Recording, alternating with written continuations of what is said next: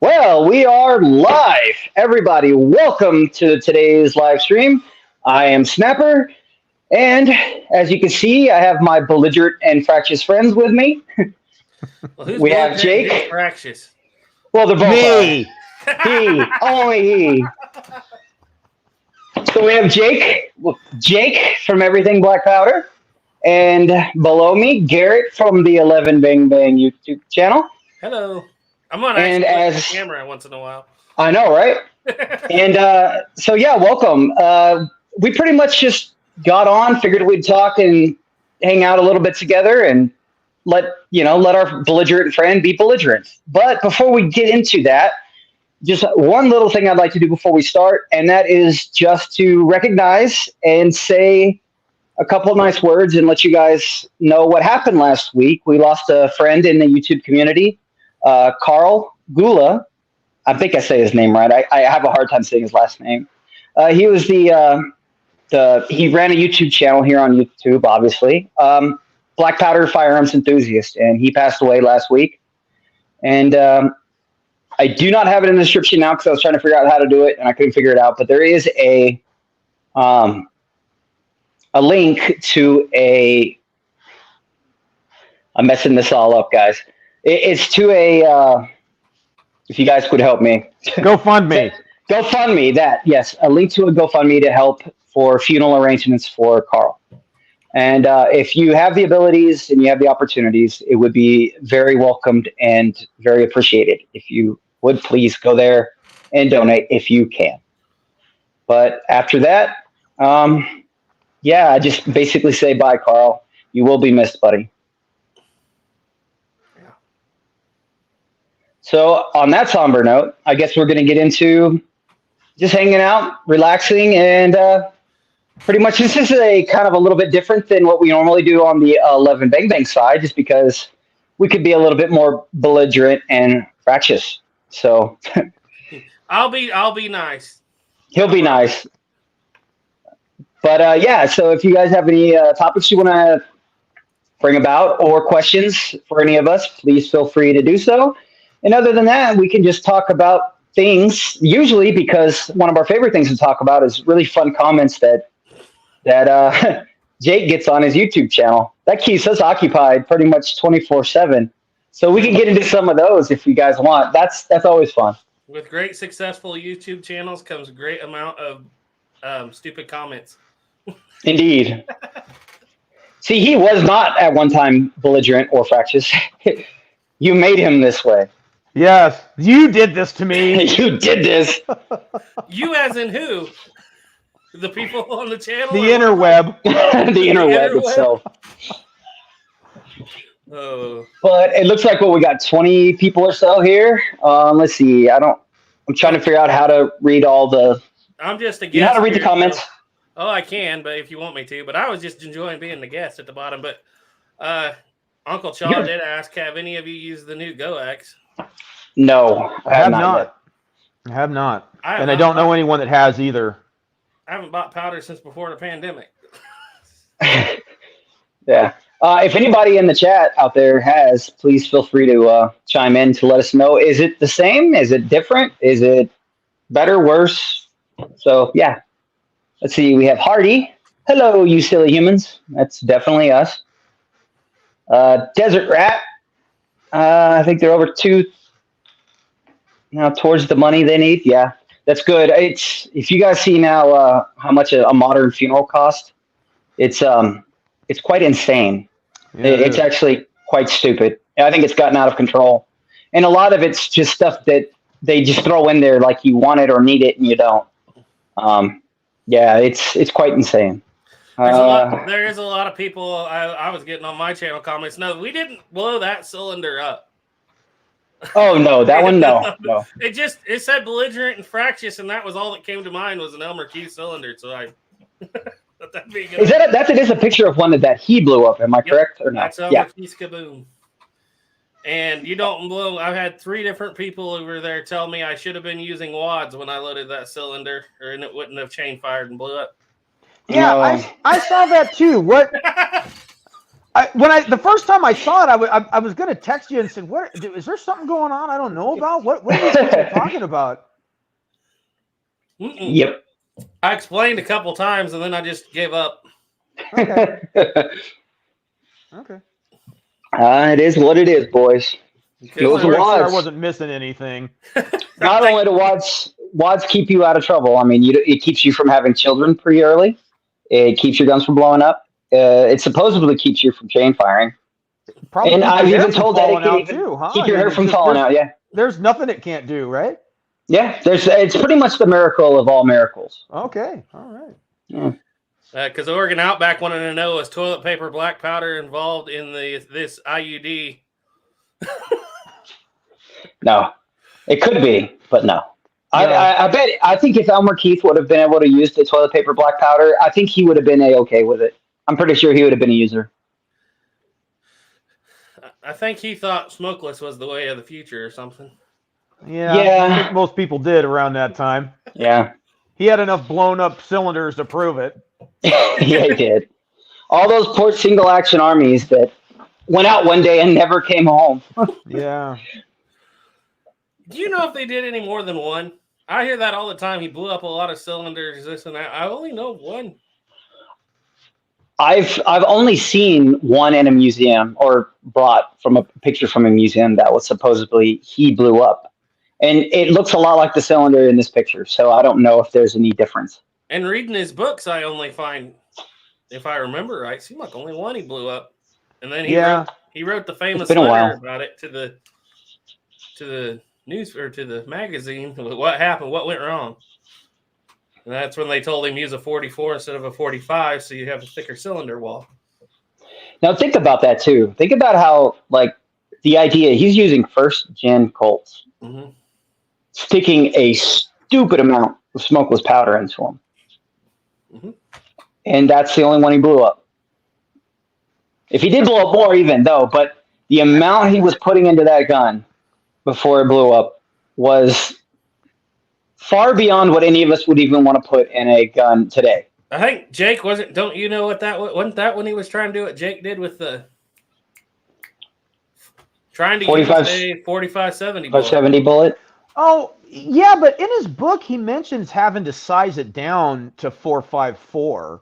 Because I've heard people say that. It's like, oh, well, the problem was he was using a 45-70 bullet, which is, 4.58 or 4.59. But he mentions in the book specifically sizing it down. But, I've heard stories, too, from people saying things like, oh, if you ever walked into Elmer's shop, he had a bucket full of dead single-action armies, which sounds cool, it doesn't seem that like that. But I don't think that's true. It sounds cool, though, but... I don't think he had, when he was blowing them up, the job he had the kind of money that he could just go out and buy a bunch of single action armies. Yeah, that's true. No kidding, yeah. Because I know that he liked the triple lock in 44 because he considered that Smith & Wesson triple lock hand eject the greatest revolver ever made because it was in 44 and it was pretty stout. But yeah, no, I always thought the reason it blew up because he was using such a heavy bullet with a heavy powder charge. Building so much pressure. Well, yeah, more pressure, sure. Yeah. But howdy, Plowboy. Howdy, Benji. I don't think I see you there. In that one where he exploded the cylinder, was that a 300 grain bullet he was using with smokeless? I thought it was 260 or 270. I can't remember. Maybe I'm mistaken. I got to read his book again. It's been so long. It's one of those things that on the internet, if you just look like through forums, there's like 87,000 different stories of, like you were just saying, where's the trash cans full of blown up single action armies? Yeah. Right. And all the parts that you ever seen blown up, they've made their ways into museums too. Like if they're in a collection, it wouldn't like they would just keep one and throw out the entire other garbage can of them. You know what I'm saying? So you think that there should be more parts around there if he actually did blow up more guns. Because, yeah. The one story, I just read it the other day, where he had a case head separate on a 45 Colt, and it blew the loading latch off and some other things, but he blamed it on it being a balloon head case, and that was 35 grains of black powder with a 300 grain bullet. But I don't know that it really. I mean, it didn't explode the cylinder or really damage the firearm much. Not in a fashion where you'd have to be replacing parts, I don't think. The mythical balloon-headed case. Yeah. You ain't heard a lot about those in your life, have you, Jake? Oh yeah. Oh yeah. Those are the mythical drop tubes. Grains. Yeah. That and the mythical drop tube, you can make a 120 grain 45 Colt. Maybe Phil Schreier was onto something. With a balloon-headed case and a drop tube, you might get 90 grains in that walker. Yeah. Oh man. I get a lot of angry comments about a lot of stuff, but that drop tube one is probably that's the best. Be up there. Like you guys, I don't know how many. I ought to count sometime how many times I respond to somebody saying, "I didn't say it didn't work. I said it won't allow you to fit an extra 17 grains in a 303 British case. That's what I said." Yeah, because I've done it before, and I never tried that trick you did where you turn on your tumbler and just set it on the tumbler. I think that works better than the drop tube. I think it works better than a drop tube too, and I think it's easier. You can set that thing on your bench and turn it on, and all you have to do is touch it on there, and it'll vibrate it down and settle it. It works pretty well, but well, I mean, we've already talked about this, guys. That's the only reason why we have firearms with rifling is because it gives it the drop tube swirl, and that's actually what gives you that extra distance and power and accuracy. It's got nothing to do with the rifling carving into the bullet. We've talked about this. That's just a myth. Everybody's. You know what I hear from people often too about the drop tube thing is people here in the States will use a drop tube for a black powder cartridge. But in other places around the world, they use a drop tube for a muzzle loader. And I've had dozens of people tell me, like, why are you using a drop tube for a cartridge? We use those for muzzle loaders. And I say, where are you? Oh, we're in Australia. Is it a muzzle loader technically a drop tube? Yeah, now, that's what seems I a bit thought. redundant. I thought so too. You have a 40-something inch barrel muzzle loader, but then you need an extra 2 foot worth of drop tube. I thought it was a little overkill myself, but that's what they say. So. Just a second, guys. I got it. Hold on. Todd B. Can Snapper go back to wearing a bandana? That's it, Todd. You're out of here. Yeah, I wish I would. Trust me. I've heard of plenty of people end up in the ER after watching my show. I probably should go back to a bandana. It's a public health crisis. It is a public health crisis. Hope you're doing good, Todd. I think I also saw AR American in there too. Yeah. If I did, hi AR American, good to see you, buddy. Let's see who else is here. Benji, Garza Vlogs, hey Garza. Oregon Outback, howdy. Rock McLaughlin? Rock McLaughlin. Nice. Hello from Tennessee. He had a question for Jake there. Did he? I must have missed that one. You go to the very tippity top and then go back down. It's on the screen there. What are your thoughts on bulk raw cotton? Wonder if raw from the field might be cleaner than with no bleaching, etc. I am cheap, and I'm thinking I can get a big bag for nothing here in Tennessee-Alabama border. You know, I don't know about raw cotton versus the processed stuff that I used, or if it's bleached or whatever. I don't know how they treat it. But the cotton worked very well. It worked really well. And my brother was giving me a lecture the other day, last weekend when we were shooting, because he says, you know what? He goes, you sound too critical. He goes, if you don't have powder that exceeds Swiss, you're like, it's lame. It's crap. It's just GoX stuff. He's like, you know, he goes, most people would be thrilled and delighted to have stuff that at least matches GoX. And your single action army we shot the other day, I had loaded with 30 grains of 3F cotton powder, and it performed great. So I might have made it sound in that video like, it's, you know, it's not worth the trouble or whatever, but overall it performed very, very well. It was just not as clean as the toilet paper stuff, that's all. So as far as using raw cotton, it probably would perform just as good. I don't know if it would be better, but I gotta send you some of that cottonwood. I've been planning on doing it, just haven't got around to it. Yeah, I'd like to try that. Because I would love to see, because there's a lot of Confederate powder made from cottonwood, which I found very interesting down around Arkansas. That's what I forgot when you were here. I had a whole bag of balsa wood set up, and I completely forgot to give it to you. Oh, well. We'll get to it. Let's see. Let me go through some of the other names here, like who's here. Now that I'm actually at the top. Diane Houston. Howdy. Hi, thank you for showing up. Louisiana Gray, as always. Thank you, brother. Good to see you, man. Oregon Outback. Let's see. Jeremy P. Hi, Jeremy P. Oregon Outback. Okay, now we're getting back here to Desert Rat, Gunsmiths 4570. Howdy. Kodak Tackman. Howdy. Uncle Chow. Did I say that right? Chow? Uncle Chow. Uncle Chow. Nice. Have any of you? Oh, that's the new GoX question. Yeah, if anybody has, please let me know. I'm kind of curious if it's the exact same thing or if it's any different. I asked Ethan from I Love Muzzleloading a week or two ago if he knows anybody that has tried it or if he's tried it, and he hasn't either. Okay. So well, I keep hearing it's available, but I haven't seen it. Right, I haven't either.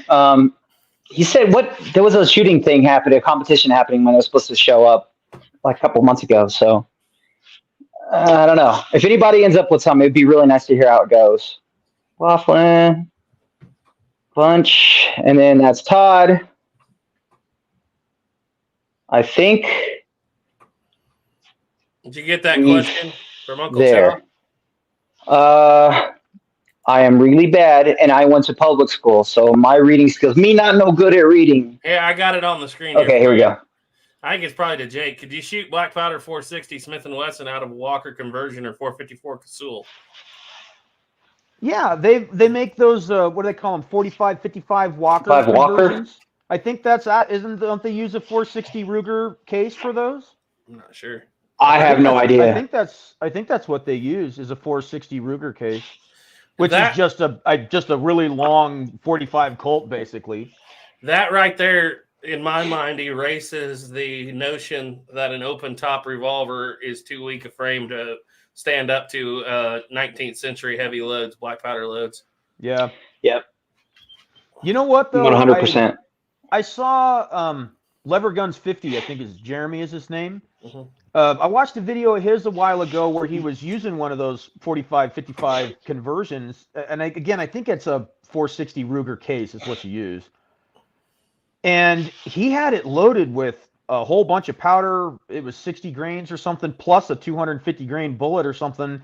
And it seemed like it wasn't that fast. It seemed, I forget what the number was, but I was disappointed.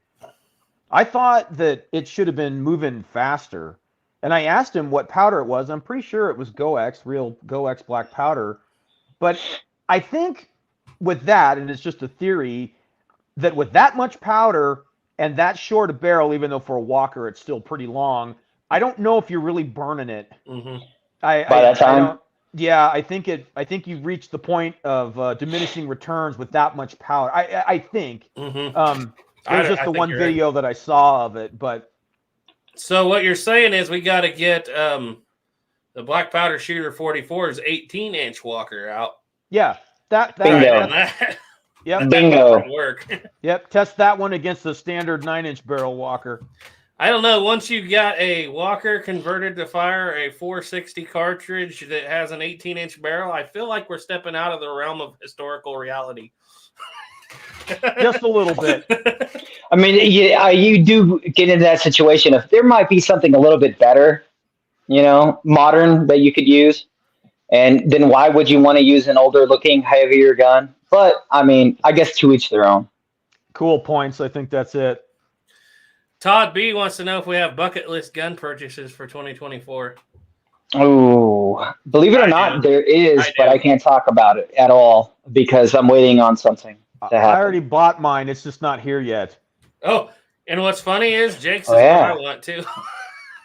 What's that? I said yours is what I want too. Oh, yeah? I'd like to get one of those. I want an original. And actually, really, and maybe not even an original, but I prefer original because I like to keep all the bullet diameters the same. But really nice 50-70 Sharps carbine, 68 conversion. Oh, okay. That would be nice. That sounds familiar. Yeah. So, you don't have a bucket list gun after that, Jake? Oh well, I have to update. There's always another bucket to pull the list from, you know. I have to think about it. I'm sure I can come up with something. Hardy, you sound just like Snapper. If they or not What's Snapper, that? Duke. If they'd have had it, they'd have used it. Fair enough. Yeah, that's true. That is definitely true.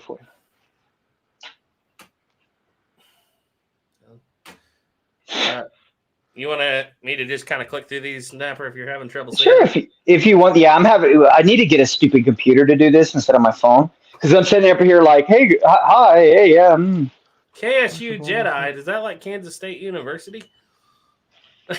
He says Alder buckthorn. Yeah, if no source of alder buckthorn, considering speed, cleanliness, price per ounce of charcoal, best source is it toilet paper, cedar pet bedding, sneak preview coffee grounds, or other. The coffee grounds is milling right now. Actually, that's gonna smell so good. Oh, it's gonna smell so good. You know, I was a little surprised after I charred it. You know, I saved up the coffee grounds for a week or so, but I charred them last night, and this morning I pull them out of my. There's probably no smell at all, huh? My wood stove, and it didn't smell like coffee at all. Not at all. But I tell you, you might have to sprinkle a little bit of instant coffee in there just for the smell. Instant coffee would never do such a thing. Hey, I got addicted to that stuff when I was in the military, and it's anything I drink now that doesn't taste like it came off the floor with a little bit of turpentine. It's disgusting. Okay, it's disgusting. That Wonder Bread stuff, man, it smelled like burnt paint. That's interesting. That stuff smelled bad. Everyone like, oh, it probably smelled like toast. No, it smelled like a car fire. It was bad. That didn't smell like bad. Anything. I've never like burnt toast or burnt bread does not smell like horrid. It doesn't smell like a burnt chemical like paint. Well, there's got to be something in there. This stuff did. There's got to be something else in there. What? I'm sorry. What was the original question? Can you put it back up on the screen? It was what's best since you doesn't have what do you think's best since you doesn't have alder buckthorn, toilet paper, cedar pet bedding, or preview coffee grounds or other. I think it depends on how much you're planning on making. I get comments from a lot of folks all the time that say things like, you know, the pet bedding is totally the way to go. It's the best bang for your buck. And I would have to agree because you could just go to Tractor Supply or whatever and buy it, and it goes a long way, and it will make decent powder, but it doesn't make the best powder. Still, for me, the Cottonelle toilet paper is at the top. Because if you buy a giant brick of it or whatever, it's like $1 a roll. And yeah, that's still cheap. Yeah, I mean, realistically. Yeah, and it makes the cleanest and the fastest powder. Mm-hmm. So if you're making pounds of it, because most of the time the people that say the pet bedding thing is the way to go are people that use it for fireworks stuff. Mm-hmm. I get comment from pyrotechnic guys, and they say, "Man, I don't know what your deal is here. You know, all you need to do is buy pet bedding stuff." Yeah, but you don't care about cleanliness on the fireworks either. Yeah. Well, yeah, and there's no cleanliness problem. They still want fast, powerful powder, but they don't care at all if it burns clean. That is not even something they care about. Where for us, it's, you know, the second most important thing. Well, this year I've put just shy of 30 pounds down there on that bottom shelf. It's actually 3 deep. But to do nice. Too cool the rat. Hey, buddy. Welcome. All that was about a 6 foot long by probably, I would say about an 8-inch across willow log. And I still have a little bit left. So that's quite a bit. But willow doesn't make the fastest. I've got mine right now. I'm just nipping the heels of Swiss or right there, but I'm definitely not beating Swiss. But all my guns are sighted in for it now, so I'm kind of dissatisfied to stay there. There you go. You know, I was really hoping that the cheap, really, really, really cheap toilet paper, like the 1-ply, would have done good.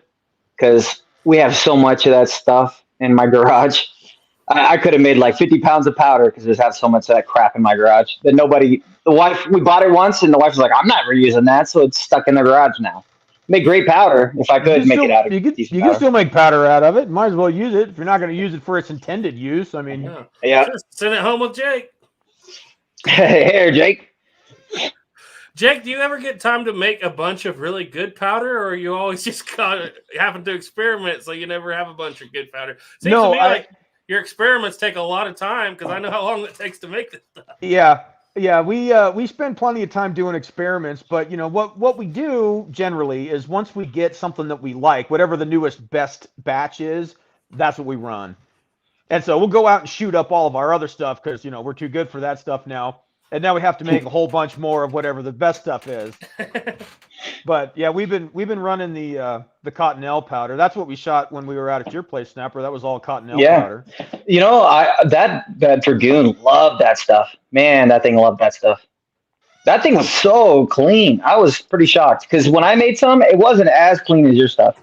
Yeah. It shot cleaner. So I got to figure that part out. Are you using brass media, Snapper? That's exactly what it is. I'm still using lead. Yeah, I'm an idiot. Just tonight brought me a bunch of brass balls out of bearings, and so I'm going to try to use those. Actually, I had an idea because I had to cut all those for those 58 rimfires. I had to cut the ends off of all those 28 gauge shells.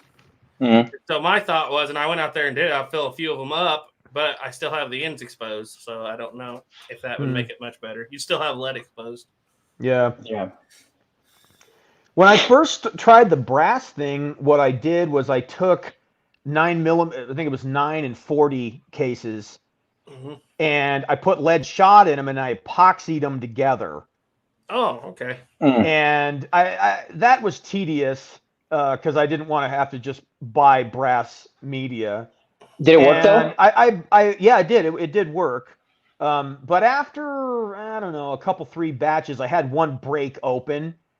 And nope, that's enough for me. So I just went off and bought brass media. So one of the things my brother and I were discussing today is when we stopped using lead round balls and we went to cut pieces of lead wheel weight, that made it it milled faster.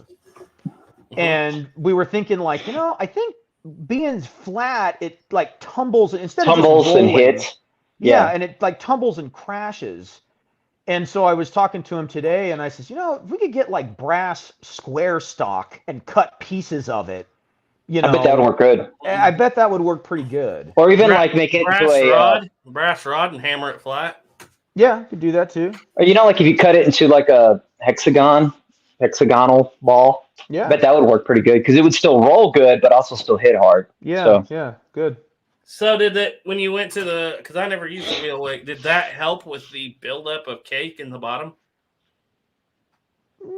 Yeah, it seemed to. Because I don't know, I have to go out there every 4 or 5 hours, turn upside down. Yeah, on it, beat on it. Me too. So I didn't know if you got a way to get around that. It seemed to, but when we went to the PVC jar, we didn't use any more lead. We went to the ceramic media, and that was kind of it did work, but we had to mill it for 24 hours. Now I mill all my powder for 24 hours, even with brass stuff nowadays. And I think that's a big thing. I think a lot of folks miss is I have people leave me comments saying, man, I'm doing everything the same. And I just can't get that extra 100 feet per second. I'm 100 feet per second slower than Swiss. What am I doing wrong? And so I start quizzing them. Why are you doing this? Are you doing that? And finally, how long are you milling it for? Oh, I mill it for 12 hours. And I say, well, you know what? I mill it for 24. And they go, well, that seems kind of too long. Well, if that's the only difference, what's the problem here? Yeah, that's the only thing I'm doing different than you are. Then I'd give it a try and see. But you guys need to try the glass container. I'm telling you, it seemed to be better for me. You're using, huh? Yeah, I need to get away from the lead. Don't get me wrong, I agree. But the caking is nowhere as bad because it just seems to not want to stick to the glass. You don't ever. And so I broke it once. I broke it once, and that's just because I stuck way too much lead in it. I mean, I wouldn't even have put this stuff. I was just playing around at this point. I mean, it was so loud, my neighbors could hear it. Just, and I was just trying to see if I could make it mill way quicker. But if I take these like they're a large mason jar, and they're kind of squared off. They're still rounded, but they're kind of squared off. So when they twist, they would go boom, boom, boom. With the lead. So with the glass, it doesn't stick. And if I'm using a normal amount of lead, I've used the same jar for a year almost. The only time I broke it is I probably put on a jar like this big. I almost had it completely full of lead while it was tumbling, and I cracked it. It didn't shatter or anything; it just cracked it. So I go about. I would say I used to go from I don't know 4 or 5 hours, maybe 6 hours before I have to go pound it and get the stuff to not stick. With the glass, it's probably every 12 hours. Wow. And all I have to do is just lightly grab it, and it'll all unstick itself. So, yeah. Jeremy P wanted to know if we have to worry about static with PVC. I haven't noticed that. Of course, I don't think so. I haven't run into any issues at all. You'll see with static electricity. Static electricity is high voltage, low amperage. There's no heat with high voltage, low amperage. The same reason why you're not going to set black powder off using a taser. It won't work. It's possible, but if you have the right kind of taser, you need amperage. A little bit of amperage. It needs some heat. You got to be able to at least burn something a little bit. If there's no heat with it, it won't light off. You can set it off with a hot shot cattle prod. I know that much. Oh, yeah. That's because it's got some heat to it. Yeah. It's got a little bit more amperage to it. Like an industrial, like the one you would see a cop use, you'd probably be able to set off a charge for. But the small little ones that they sell that you can get easily, there's not enough. There's voltage. Don't get me wrong. There's voltage, but there's no real heat without amperage. You need both. And with the voltage, it's not going to stick long enough to get that heat up to set it off. Yeah, it's the heat that sets off the powder. Yeah, the static electricity is possible, but you're going to have lots, and I mean lots of static electricity build up to do it. That's the same reason you can go to one of those Tesla coils and take your hand out and it goes on your finger, and it's terrifyingly sounding and looking, but you're not getting hurt, and that's because there's no heat. It's just voltage. That brings me to something that Duke and I are always talking about, and we have different views on it, because if you put a pile of black powder on an anvil, smack it with a sledgehammer, you can set it off, and you can pop it. He thinks it's a compression. I think it's friction heat. It's friction heat. It's friction heat. I might be. I don't, but I've always said, because I don't. I've never get it to light unless I hit it really hard. I've played with that. Yeah, I get yelled at about that all the time. When I break up pucks, there's always somebody that it's gonna explode. Yeah, and look, I'm not gonna say it's impossible, but it's just unlikely. You could get struck by lightning too. Yeah. So that's kind of what I was thinking. It's like, how many tons? It's straight compression that can set it off, because we put 60 tons on the thing, But of course that is usually wet. Yeah. But how many tons of pressure would it take to actually make it ignite if it went off? I don't see it going off by compression. I don't think it will at all. I think you're going to continue to crush it until it has enough friction to heat up high enough to set off. I've never seen it set off just because of compression. Yeah, I think the reason it goes off on an anvil is the actual frictional heat. That would be my theory as well. Yeah. The same thing even with your mercury fulminate. Stick it in a press. You can press that bad boy down hard. It just has more ability. It creates more frictional heat when you hit it. That's why the primers ignite the way they do. The glass shards and the other little things that are inside of it, they'll hit across each other almost like sparking a match. You stick one of those things in a press, you could put 60 tons on it, and it does nothing. Yep. Tuco wanted to know if they have thoughts on loading black powder with a progressive loader. Is it safe? Just you're worried about the powder charge. Other than that, I've been doing it for a long time. I haven't found a charge dumper for the. We have a Lee progressive turret. Turret. Yeah. I haven't found they don't have. You can't use the powder charge dispenser on there because they don't dispense enough powder from. Yeah, it doesn't make a big. Yeah, they don't make a big enough one. So I load it on there, but I load the powder off of it with the. I still use a volume measure, but I know some people use weight and get along just fine. Especially, it's like I get a chuckle when people start telling Jake that he needs to go by volume and not weight. It's like Jake has already weighed all of his powder to volume. Yeah. So it doesn't really matter. You're getting the same density. I check the density every time we do a test batch, and I don't care what kind of charcoal we use. We always check the density, and it's not that hard to really get you, at the 1.7, 1.8 grams per cubic centimeter mark. It's just not that difficult. But I still check it every time, and I make sure. Because every once in a while, like I ran into this with the balsa, because I was pressing it once. And it was a little light. It was, I think, 1.68 or something. And I thought, oh yeah, okay, well, we'll just repuck it and press it again. And it came out to 1.72 or something after that. But if you check it with your volumetric measure, it should be pretty close. I mean, anywhere between 1.7 and 1.8 is pretty close. I mean, even at 1.68, it's like just a itty bit down on that in between the 5 increments, on your measure. And it's not. I don't want to say it's not that precise, but it's not that critical. that's what I would say. It's not that critical. Well, you're getting 0.3 of a grain over, you're going to blow your gun up. Yeah, right. Yeah. So, boy. There was a question up here, Snapper, if you don't mind, but Diane what's up? Want to know how hard is it to build a Kibler Southern Mountain Rifle? Not hard at all. I've heard it has not been very hard, but you guys stay tuned. You'll probably see on my channel how hard it's going to be. This one very belligerent and fractious man came down and had one, and I fell in love with it. I absolutely want it. You were this close to being left in the desert. Yeah. Oh, yeah, the belligerent and fractious man, not the rifle. Well, no, that rifle's pretty belligerent and fractious, too. Indeed. No, I mean, I'm telling you, I was so close to kicking Jake out in the middle of the desert and be like, bye, Jake. These are mine now. Did you build your Colonial, Jake? After I broke all your guns, I don't know why you didn't do that anyway. It happened. Well, what you didn't see before we started, I'm eating bread, and that's because I'm so poor now. I got to fix all my guns that Jake broke. It was fun. It was worth it. 100% worth it. I'll break more if I have to. That was a lot of fun. I know your friend sold you your Colonial, Kibler, right, Jake? But were you around when he built it?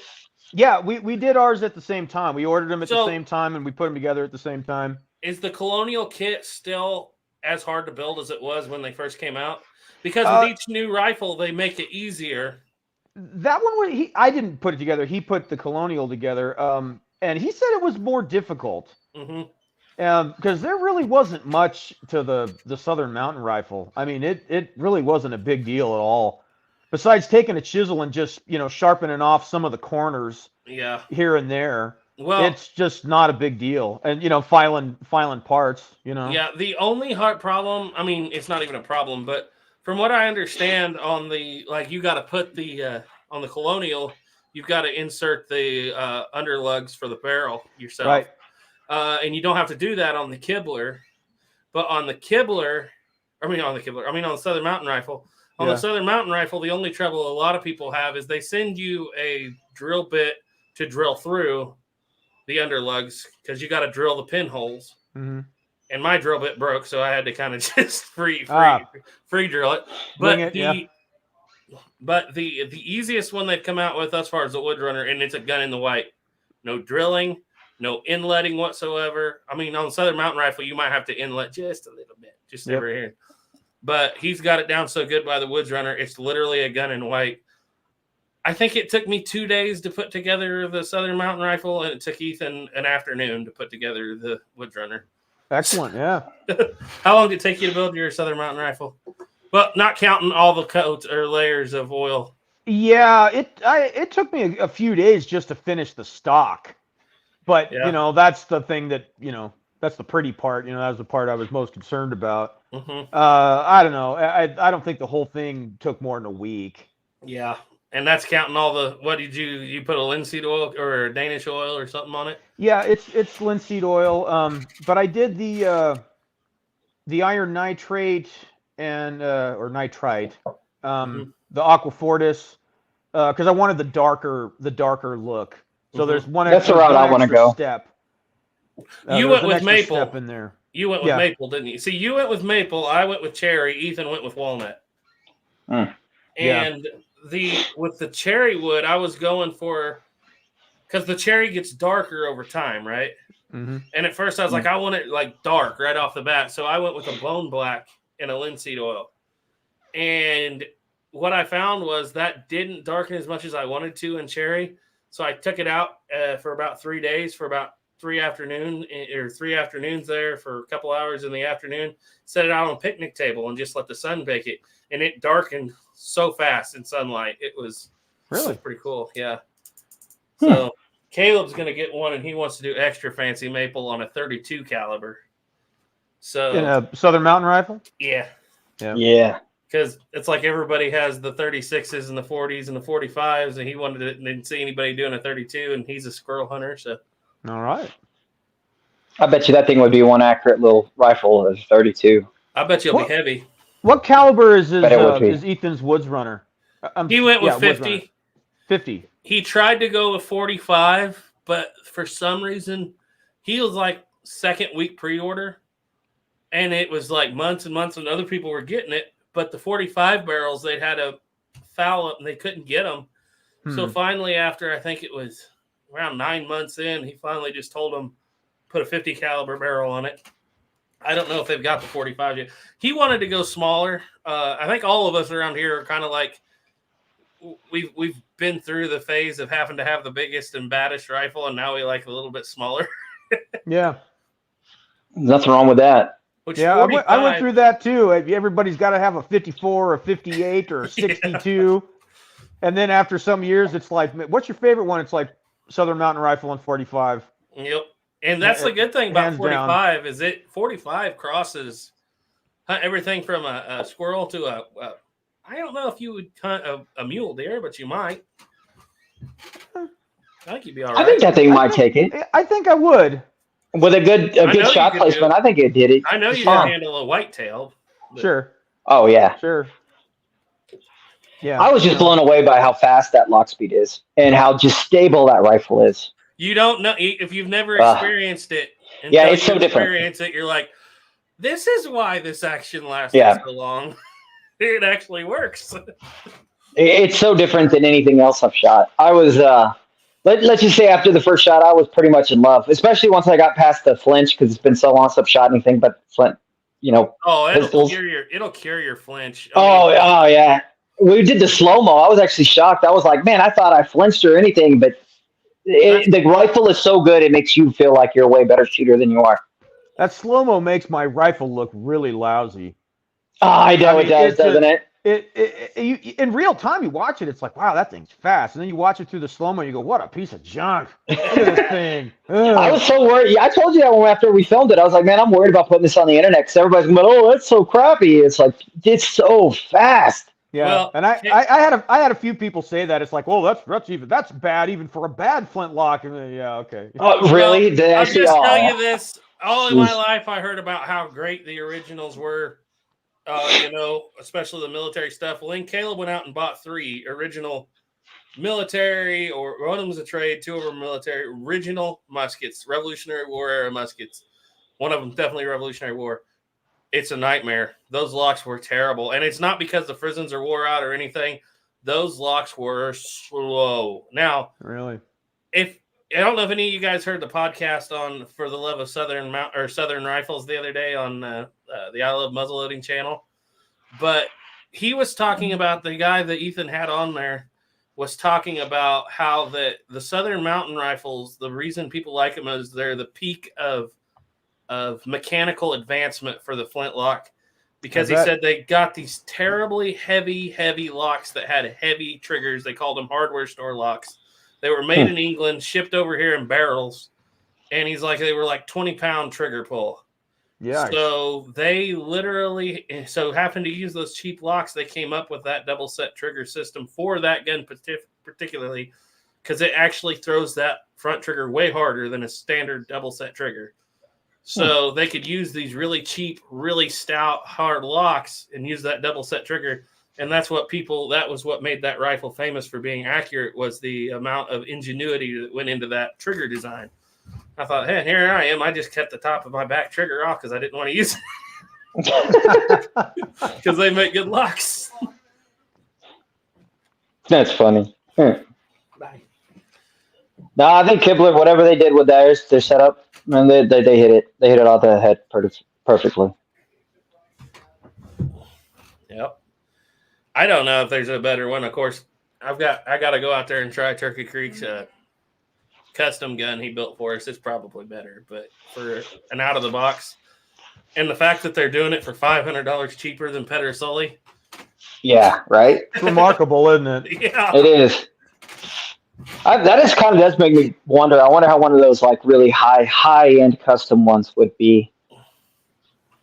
That's actually a good question. I'm kind of curious because I bet you they're probably amazing as well. But that's just like anything that somebody who's a professional at it does. Yeah. Jeremy P said, "Do the smaller bore size foul faster." I can't get my 36 to foul out. I mean, I could probably if I used some really junk powder, but when I'm using Blackie's gun butter on my patches and scrubbing ever so often, maybe 10 shots or so, it didn't even get hard on me. It's like, what? I thought that was snake oil. Yeah. Jesus, man. That was still one of my favorite go backs too. That guy. That's just snake oil. Use Crisco like they did back in the day. The Crisco kid, yeah. The Crisco kid. The Crisco kid. I know. If he's ever out there and you see this, come say hi. I mean, man, we miss you. It was fun. It was fun. So do you notice any difference? Because now you got what is your Colonial, a 54? 54. You notice that your Southern Mountain Rifle doesn't foul out quicker than your Colonial, does it? No. Now maybe if you go down to 32, that changes, but I don't know. You know, I've heard people say that. I've heard that before, that smaller bores foul faster, but the smallest one I've owned is 45. Well, and it might also be that comes from the era of that DuPont powder, because it wasn't too long ago I tried some old DuPont powder we had, and boy, that stuff was nasty. It caked up, be dry. Really? Yeah, and it was dry. And what's funny is DuPont powder, you see that a lot in the records. Now, maybe it's because the powder I was using was 60 years old, but I don't know why that would matter, though. It just... it looks like the stuff I pull out of like cartridges works great. You know how when you shoot a black powder that we make or something and you rub it on your hands and it rubs kind of greasy? Yeah. This stuff didn't rub off on your hands. It just caked up. And it was dust. Huh. It was really weird. Like if you break it, it kind of just went into fine little dust, and it wouldn't leave a lot on your hands, but it had no moisture in it. So I don't know. Maybe the powder we're using today is cleaner than commercial black powder from like 1930. Hey, when did they start pucking the black powder? Depends on when did they actually start doing that. You're talking about. I'm just talking in general. When did you start seeing them actually pressing into pucks and breaking them into grains versus just straight out the mill ball powdered? When did they start doing that? I've heard late 1700s, early 1800s. I've heard it referenced, I think, as early as 1760 something. Mm-hmm. But I don't think it really became commonplace until the early 1800s. I asked 1800s. Because I read this story, and it was a story. It wasn't probably meant to be in fact, but it's one of those things that sounds really cool that could be true, but probably isn't. The reason they started pucking them was because you had your warships, and they had their little like copper room that they would make for the powder to be in. That they had like the powder monkeys to drag them out and everything. And before they were actually pucked and actually made into grains, the really soft powder, it got everywhere. And they would notice, like, if you'd step on it, it would, or you put weight across, or you roll something really heavy across it, it would kind of clump together. And so they're like, why don't we just try pressing them and then make them into bigger pieces that we can still stick into the barrels? And that started the whole pucking thing. But it sounds like that could be true, but it probably might not be. I don't know. Cool story.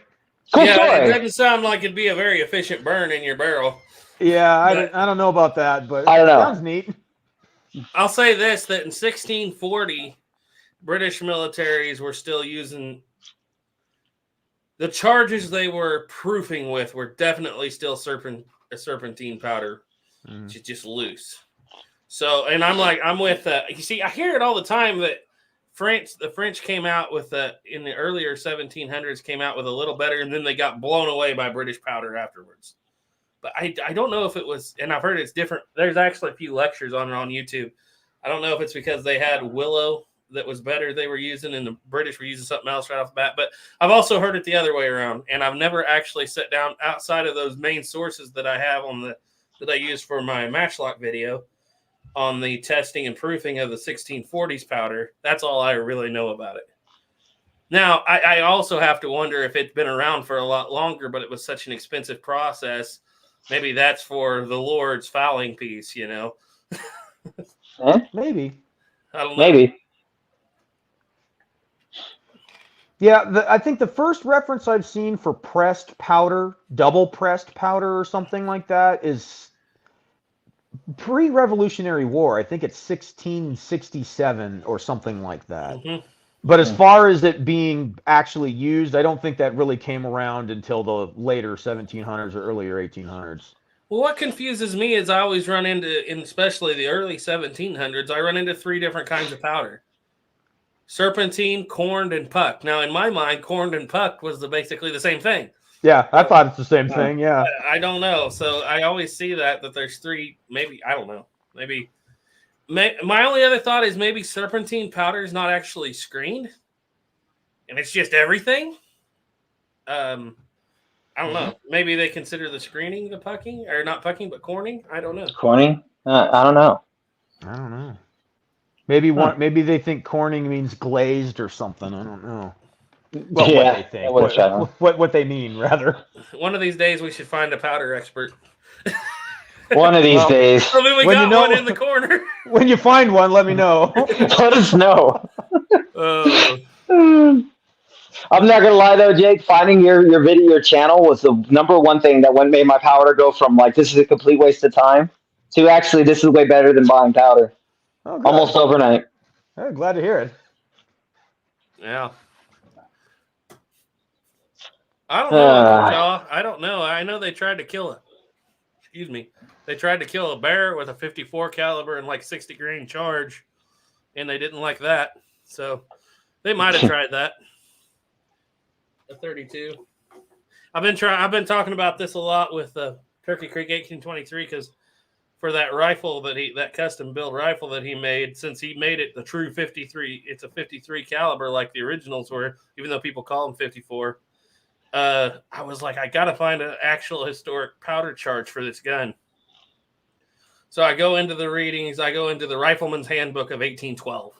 And I'm like, well, it's got to be in here. Well, one guy says 60 grains will not blow the rifle up of musket powder. And I'm like, well, obviously, I hope not. Okay. And then the other guy was like, the finest riflemen in the Western frontier place the ball in the palm of their hand and then fill the palm of their hand up with powder till it flows over. Shake the powder, pinch the ball in the palm of your hand, dump the powder in the rifle, and then dump the ball on the barrel.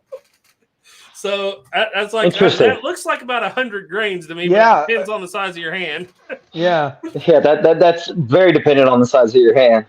What Turkey Creek come up with was later on anyway, they come out with basically anywhere from 80 to 100 grains could be the correct load for that rifle.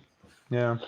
So they're like our parents your mother, when she's trying to cook something and she's trying to tell you how it is. She's like, just a pinch of salt, and she just grabs anything of salt and throws it. Yep. Yeah. Yep. Mom said, thanks for the tulip snapper. And you and your family are near dear to her heart. Well, we appreciate it. We were worried about you. We figured it might make you feel better. I couldn't imagine what it's like to be in your situation. And anything we could do to help a little bit, it was worth it. Now let's get back to talking about Jake's commenters. That's where all the fun is. Yeah, indeed. This is where all the fun is. Let's see, we had Crisco. He was fun. What's another good one? Drop tubes were fun. Drop tubes were great. As a matter of fact, there's an entire line of things that are going to come out soon, I swear. We've been working on it. That you guys are going to like. Well, Mama Woods, please don't disown me when it comes out. It was Garrett's fault. He convinced me to do it. It's all his fault. And but we have some stuff just because of the things that we've heard off Jake's channel. There's some stuff that we're throwing You're gonna in. blame this all on me, huh? This is all Jake. This is all Jake's and Garrett's fault. I'm just the poor guy saying it, so don't kill the messenger. You know, my favorite that gets me though is the whole Walker thing. Somebody trying to pretend that the original Walkers somehow had a bigger cylinder than the replicas. Yeah, they might be a little different, but they're not that big of a difference, especially when we measure against other Colts of the same size. You know what I get all the time, almost every day, is, well, obviously the chambers of your Walker are just shallow. That I get that all It makes no sense. It's like, okay, but we measured between a second gen, Army San Marco, Uberti, I mean, almost every single make, and they're all within, I mean, so close that there is no difference. So close that there's not enough difference to make a difference. And then even going off, like, so I have to even go with everybody in the chat to kind of get with this is my Flux Dragoon is early enough that the cylinder has the engraving of the Walker placement. So that means that might have been for a Walker originally. You don't know because we don't know. Nobody knows, not even Colt. But it's offset like the Walker was. So, but you'd think being able to be made at the exact same time, the chambers were drilled to the exact same depth. Let's see how when I measure. I was gonna say, let's see how well I know this book. I told Snapper earlier off the top of my head today. Page 47. Page 82, right? Yeah, it's like 47. And if I measure my Flux Dragoon's depth to the back of the cylinder to the bottom of the chambers, it's pretty much almost spot on to where Uberti is in ASM and even the second generation Walker. So that means the originals had very similar size chambers. I was close. Page 48. Oh. We were one page off because you said 47. Well, it's actually page 47 is all about Sam Walker's. Ah. Man, the myth legend. Way off. I thought you said 82 or something. Well, I know that the Single Action Army test of 1872 is on page 309. Yeah, I know that one too. I've read that one more than once, a lot. Matter of fact, that's probably the most worn spot in my book. What I'm looking for here is I have an exact. Yeah, it's right here. I have the endorsements, petitions. Sorry, go ahead, guys. I'm looking for the patent on the drawing and drawings. The chambers. All right. Well, yeah, that's my favorite. Garrett? What's that? Will it give you dimensions? I'm pretty sure there's a picture in here that has drawings with dimensions, but you can't hardly make them out. Oh, okay. That'd be nice. I really think that'd be great to find because that would put the situation in the West. Or some person go out and buy a Walker. Well, which there's is also a possibility in this book, and I don't know if I'll be able to find it right now. There is the actual contract order from the government, which states how much powder is to be used, the exact size of the ball. Yeah, or your diameters are different. It's like, oh yeah, so they just randomly made those just massive. They didn't stick with what the government wanted. People make it sound that way too. It's like, well, every Uberti that they make is going to be different. Well, how different? You can't tell me that there's a 0.10 difference between every chamber because you have to have a 46 caliber round ball for some of them. Yeah. Yeah. Well, my main thing is like they're interchangeable parts. Interchangeable parts. It's called interchangeable parts for a reason. Yeah.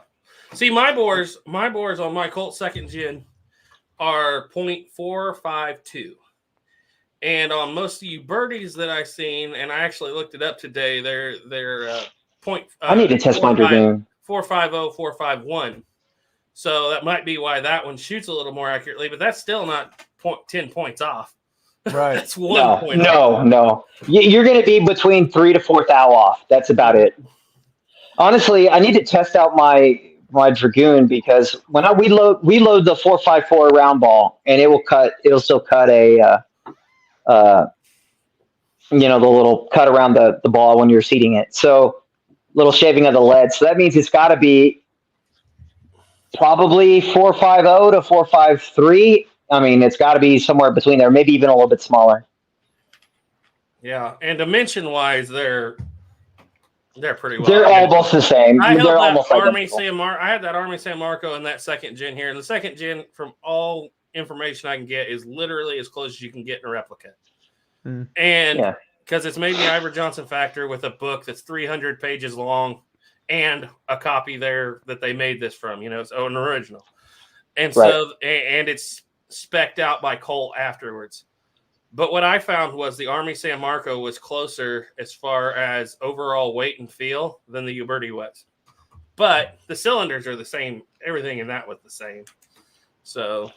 I have a question here. Let's see. Snapper, what is your favorite Colt firearm? Well, it depends. If it's cap and ball, I would say I kind of have two that I love a lot. But I'm going back to my original love just because we finally shot it again and I got to shoot it. And I always remember why I love the gun. That's that Dragoon. I absolutely love that Dragoon. I also love the Pocket Navy. That is my favorite to shoot cap and ball. And if we go to the actual cartridge shooting Colt, my 1882 single action Army. There's just nothing. That gun's just something about it. Well, does the Belligerent and Fractious have a favorite Colt? Yeah, do you have a favorite Colt? Well, I don't know. My recent experience with Colts is they all seem to break. They all seem to break. It doesn't matter. You're cursed when you travel in collaboration. You'd have no idea how many guns Duke is broken when he comes here and how many guns we break a Duke's when we go there. I mean, it never. What can go wrong will go wrong. You know what sucks, though, is the fact that there's little things that I'm like, I haven't touched the gun in a while because I gotten busy and moved away and I forgot to fix. Like, for instance, the Thunder. That was hilarious because poor Jake pulls it out, pulls the trigger. He's like, it won't shoot. I grab it, it shoots. And I hand it back to him, it won't shoot. I'm like, dude, you hand it and it shoots. And it's because I forgot that I removed the spring out of the ejector. You so it was falling into the chamber. It was like a magic trick. Every time he handed it to me, it would not go off. I hand it back to him, bang, bang, it'd go off. Over and over again. I'm like, you got to be messing with me. And then I look down, I'm like, oh, I'm so stupid. I forgot I took the spring out. So your little ejector rod kept falling into the chamber.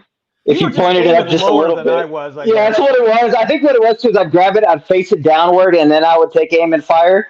I wouldn't do that when I'd hand it to you. You sabotaged him. It was so funny, though. You should have seen the look on Jake's face. Like, what in the world is going on here?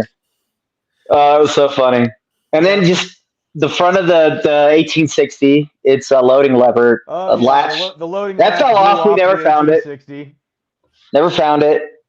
We don't really show it. The Griswold and Gunnison, the grip broke. And that's just because I never built it properly. I have it together so I can take it apart because they have the signatures on the inside. Grip or the grip frame? The grip. Okay. Yeah. And so it was one of those. I handed it to him, and then the little glue pops, and so it's kind of hold it all messed up. Let's see what else broke. You got the loading lever on your pocket or 49. Yeah, the Pocket Navy. Yeah. Well, was it 49 Pocket or the Pocket? Yeah, it was the Pocket Navy. We didn't shoot the 49 Pocket. Yeah. He bent the loading lever. You put the loader on the 1860, didn't you? As well? No, they didn't fell out, you said. No, that was one we had to tie up because the latch came off. Oh, that's right. Yeah, we had to tie that bad boy up. It was funny though. It was actually That was felt some bad. fine Colt rust, wasn't it, Jake? Oh yeah, it's a very fine Colt rust. I felt so bad. You should have seen poor Jake. Every time he breaks something, he's like, "Oh my god!" I'm like destroying all of his guns. I'm like, "This is great. Let's go." Oh, the worst I ever did was, and it wasn't anybody's fault. We had the rolling block split a case in Duke's face. I felt so bad for after that, and I was like, but then we found out that the cases they make now, they have terrible connection there on the head, so got to be careful of that with 43 Spanish. You liked the 82, didn't you? The single action army. That was my favorite one. Yeah, right. It was also the only one that functioned. But no, the one I sent you home with functioned. The 80 worked fine too. The 62 pocket police didn't, or the 62 pocket didn't function. No, it functioned fine. What was wrong with that? Oh, you know what it was? We were having a hard time putting caps on it. It wouldn't set the caps off. And even though we had them seated all the way, it's almost like the cones are too far into the cylinder or something. Yeah, it was. I forgot exactly what it was, but I have to go in there and look at it again. I guess I'm glad I shot that when I did, because I put 50 rounds through it without a single hiccup, no cap jams, no nothing. Yeah, between me and you, we put a lot. After that, it has not worked. And you know what's strange too is Jake brought some caps, and I had my caps. And when we were putting caps on the guns, they were both CCI number 11s, but my caps fit and his caps didn't. Yeah, they would not fit. Yeah. Yeah, that's what we said. And now if you look at the head stamps, they were different. Like it was probably made at a different time, or maybe even through a different plant. But yeah, the newer ones they're different. Are better. Who had the old ones? I think I had newer ones. Weren't they still on? I'm not sure. I think they were still in a plastic container, even. I think so. Yeah. But yeah, but yeah, that was strange because yours were really strange. CCI 11s and yours fit fine, and mine would not go. I mean, you would have to have almost used a hammer to get his on. They were that tight. Yeah. Well, that's funny because couldn't even get them started and push them on. They were that tight. They're 11s or 10s? 11s. They were 11s. Okay, because the last 11s, CCI 11s that I used on actually it was on the CVA Southern Mountain Rifle up there. They were fairly new. Those were the ones that you sent me, Snapper, and they would split before they would set on that nipple. Really? Wow. Yeah. I wonder if it's mine then. But that's what's strange because mine were working fine. I don't know. It could be any of it. Maybe they just don't have quality control up yet. Or the quality controls. Yeah, it could just be crappy quality control because I only opened one case when we were there. I have multiple ones, but I never opened them. I mean, they still work. They just would split before they got completely set down. So they stay on. But the only gun that, like always, though, the one that always like just aims and shoots perfectly is that 82. Just something about that gun, man. It's so nice, that single action. Yeah. Yeah. Kodak Tackman asked, is there any thoughts on mixing granule sizes and cartridges? The reason I asked, Pirate XP supposedly has erratic results in cartridges, and RS supposedly doesn't. Pirate X is easily available for me. Would the RS account for the P instability? I haven't done a lot of tests with Pyrodex P when it comes to cartridges. Most of my experience with Pyrodex was with RS, and I ran it in all of my cap and ball guns. And I know a lot of people will tell you you're not supposed to do that because it says rifle and pistol right on it, but it works fine. And the reason why I ran it in all my cap and ball pistols, and this was back when I was a heathen about it because I didn't have real black powder, is it grouped better. It shot better with RS than it did with P. And so I just ran RS. So yeah, you could run RS in a cartridge, absolutely. No trouble at all. You know, and I kind of wonder, especially with like what difference it starts making when you start cramming 40 grains in there, compressing it anyway. Yeah. Because when it comes out of there, it's almost pucked. Right. You know? So, I mean, I guess it still makes a difference, but I don't know. Have you noticed that after a 40 grain charge compressing, you ever pull a bullet on it and it's like just flat Yeah, across there. flat. It's hard. You bet. Now, I don't know if it's like that all the way down to the primer, but it definitely is on the top. Yep. There was another question here. It said, Jake, what firearm were you most surprised with the results from using black powder?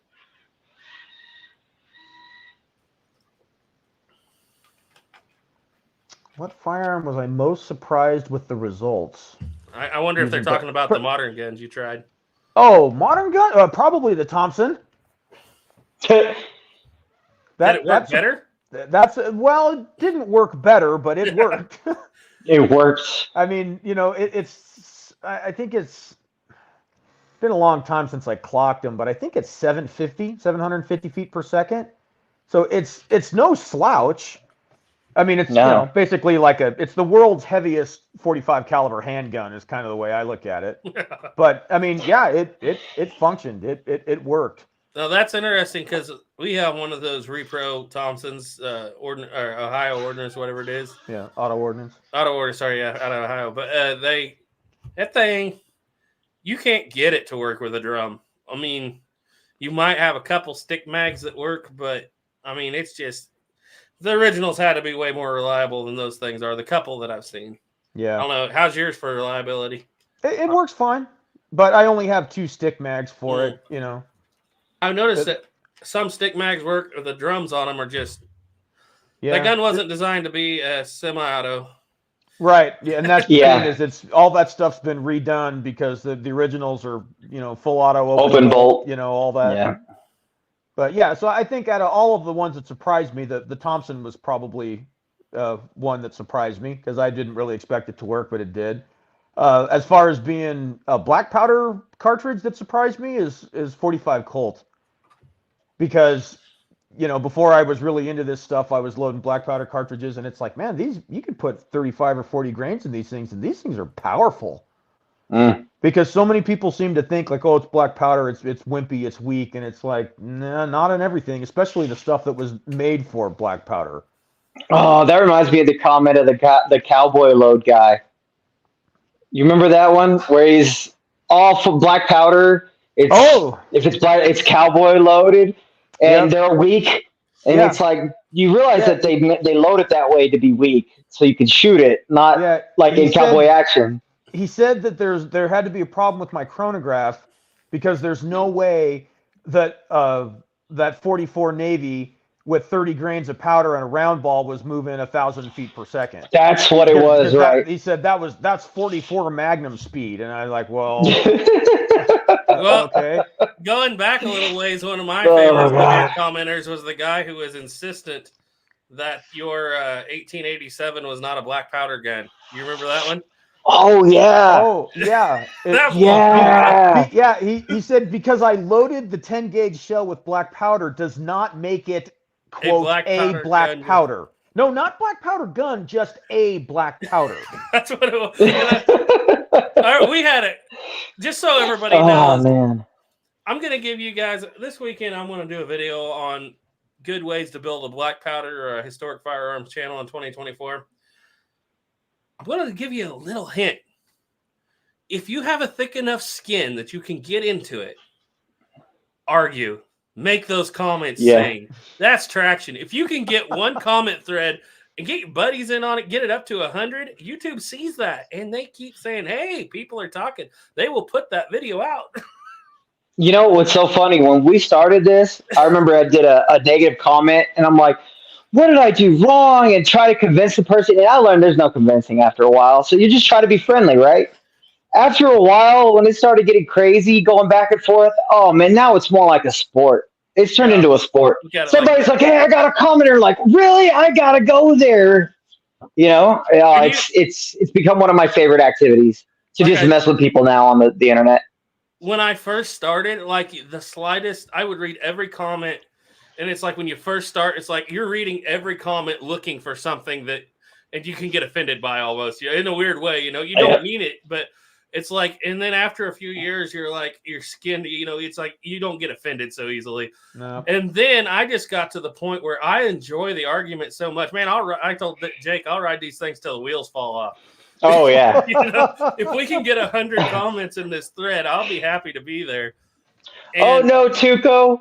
Tuco apparently also like us warned me for bullying. I think you'll fit in very well with us, Tuco. we may have bullied a few people over the years, but only Well, people you know what? that are The thing about it is, completely we're always nice until they get mean, and then we start like we're always fairly nice, and we're just trying to say, "Hey, look, this is how you're wrong, and let me show you." stupid. Yeah. And we're not stupid either. I mean, I'm not going to say something unless I know what I'm talking about. If I don't know what I'm talking about, I'm just going to stay out of it. I'll at least look something up before I make a single word. But some of the stuff we get is insane, and people coming out of the woodworks with these crazy ideas and how we're the dumbest people on the planet, and how, I mean, they're the biggest expert ever because, and oh yeah, yeah. I'll tell you this though, the caveat is if somebody telling you there's dirt or something on your gun, a comment like that keeps you up at night, don't use this method. Yeah. No. I would say don't do YouTubing, honestly, because you'll be amazed with the stuff you get. And I'm sure Jake doesn't send us all of it, but I do get to see quite a bit of it. Oh no, you guys! I'd be texting you guys all day, all night. You guys, you'd have to mute your phone, man. Yeah. Well, it even transforms over because it was on my channel the other day that someone called Jake belligerent and fractious. And I seriously saw the money signs there. I said, Jake needs to start printing t-shirts. Yep. And what's funny is maybe I just don't see it that way, but I have never known Jake to be actually belligerent. Belligerent or fractious. I mean, I completely agree. Okay, You're usually one of the more polite guys. It depends on your definition of fractious. If by fractious you're saying the Walker's not the most powerful handgun in the world and fracturing the black powder community, maybe. Maybe. Look, I had to Google what the hell fractious meant. I like, okay, the belligerent, okay, I understand what that is, but what is fractious? Like, I had to look that up. Yeah, I don't care if it's so great though. Man, the second we heard that is like that is now your YouTube slogan. Belligerent and fractious. Oh, that was so funny. Yeah. And, you know, the thing about it too is it's everything in your channel is it's not like you make a statement and just argue about it. You make a statement and then you prove it. And then you'll say, or you will show something that could happen and then you prove it. And then you're like, hey, look, I showed you it either this way or it's not. And you've never actually said it's this way or no way ever. I don't get where the belligerent comes from. What is belligerent about testing and talking about what you're testing? But I'm down. It's funny. Yeah. So I'm down. I got to ask you guys, do you remember the point where you quit caring so much about, you know, every little comment? Because I don't know if Jake ever did, but I know Snapper did too. But it's like, you know, when you first started I used to back in the day. I can point out exactly the video where I learned I'm right. These people are wrong. Why do we make it? Why am I losing sleep over this? What video was around the same time. What video was it, Garrett? I'm guessing it's about an actor who shot somebody. No, it was before that. It was before that. Okay, that's when mine started. It wasn't even my own video. It was when Ethan did. When we first started out, we thought this was about a year in. We thought, you know, it'd be a really good idea to make an AK-47 versus AR-15 video. Oh God! See, there you go. You're coming for it. Now you're looking for a fight. Yeah. There was a certain channel that had did a mud test. Now, this channel started with a K. Uh-huh. And Ethan had to point out that in his mud test, the AK got steel and the AR got brass. So Ethan said, let's run this test again, just like they did, but let's do it all with brass, even on the AK. The AK won. And it was only by about 3 shots. But the takeaway of the video was both of these guns will run like crazy with mud on them. Mm-hmm. The first time you get mud on that exposed magazine or in that magazine, both of them fall apart the exact same. Mm-hmm. So mud tests really don't matter a lot because everybody's like, well, in a combat zone, if your rifle well, how often is that going to happen versus your mag top gets dirty? Switching mags out or something, you know? And we had, we were small then. You know, if we got 16 comments on a video, we were happy. We had 160 comments on that video, and they were all just The AR guys were mad because it didn't win, and the AK guys were mad at us because we didn't prove that the AK could go like an extra 50 shots longer. Yeah, you're just pissing everybody off. Exactly where we were. And that was after in the first few comments, I was like, oh, this is killing me. And then after about, 100th comment or so, I really started settling in and I started enjoying the debate. And then that was when it was like, after that, I felt like I could have a debate. If I know I'm in the right, or at least I feel I'm in the right, I'll debate you. I will go as long as you want. What about you, Jake? Did you ever have that moment?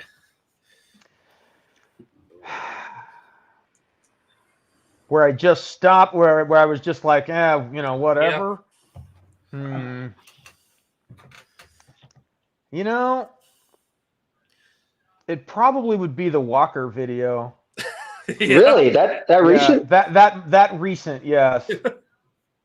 Yeah. Because I guess I really didn't start being belligerent and fractious until I did that one. So you're saying this is Snapper and I's fault? This is all our fault.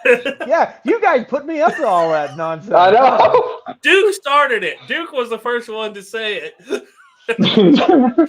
We'll blame it on him. He's not here. Mm-hmm.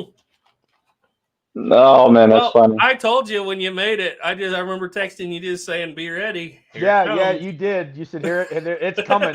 Look out!" Yeah, I think I was the one who told you that there was such a thing as the CULT Walker crowd. Yeah. Yep. I kid you not. They come out of the woodwork for that gun. Oh, they do. And they're like, "You just hate Colts." Yeah, that's it. It's like what? Yeah. What? Oh, the good days. Alec Baldwin was still my favorite when it went to the stupidest stuff. It's a single action army. I had people say, "Well, you're comparing his to an original. His was an original. Okay, fine, but it's a 4-click system. It's the same." Well, you didn't have that one. It's like, okay, but let's hypothetically say what would have to break for this to happen. Multiple things at once would have to break for that to happen. You couldn't load the gun for it to do that. And I was like, I guarantee you it's not broken. He had to pull the trigger, right?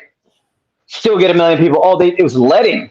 They shoved a bunch of lead. It's like a gun shooting blanks is full of lead. No. It's not just lead. Lead from the barrel came out, circled around, got up under through the hole where the trigger goes in, and got up under that trigger latch and held it to the reverse.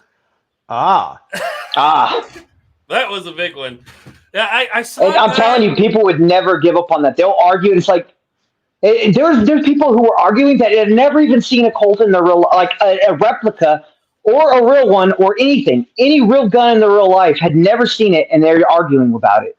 And a guy's trying to compare it to a Remington. And it was always, well, they only carried 5 just for that reason. Oh God. The one I like was the guy that said it doesn't matter if the hammer is all the way down or not. If you shake a Colt revolver with the hammer all the way down, it'll go off. Apparently. Hey, speaking of Colts, you guys, I'm a little disappointed with both of you. Nobody has done a reaction video to that short we saw a couple weeks ago. Oh, the one? Which one? Oh, yeah. You know the one. Oh, I forgot. You know the one I mean. I forgot. Let me see if I can pull that up. Can you show that? Pull it up, yeah. The entire world needs to see that. That was the worst thing I've ever seen in my life. I don't know. I'm convinced it was AI. I think so. That was written by AI. Or some Remington fanboy or something. Not that there's anything wrong with Remington. I mean, you have to remember the 1860 Army is randomly. You have to be careful. Mine back there can just randomly go off at any time. Yep. Chain fire. At any time. Chain fire. Randomly in the middle of the night. Yep. Well, mine does that at least twice a night when I'm sleeping. This is the worst thing ever. Yep. The 51 Navy. It said something about the 49 pocket had some problem with the bolt. And he was like, if problem with the bolt, and then it's like riding a bull with trying to lasso a bull. I'm like, a 31 caliber trying to lasso a bull. Yep. What was the 51 Navy part? The 51 Navy would get out of time, and then the hammer wouldn't hit the firing pin. Oh, that's right, the elusive firing pin. Yep. And then it'll send lead flying everywhere. I mean, just everywhere. Utter nonsense. I would say that was probably the most outrageous. Yeah, that was the most outrageous thing I've ever seen on YouTube. Let me see if I can bring this down here. Can you guys still hear me? I hope we can do it. Yeah, I can hear you. Okay. I hope you can show this. You guys have to see this. You're going to love it. And I'll also try to download my response video. I completely forgot to make a response on it. I've been stupidly busy. I'm going to go 720p. It won't matter here, hopefully. Okay. Bringing her up. It'll take me just a second, guys. If I can do this without shutting my side of the stream down, but now that Snapper's an administrator, it probably shouldn't matter. Hopefully. I'm sure I'll figure out a way to mess it up.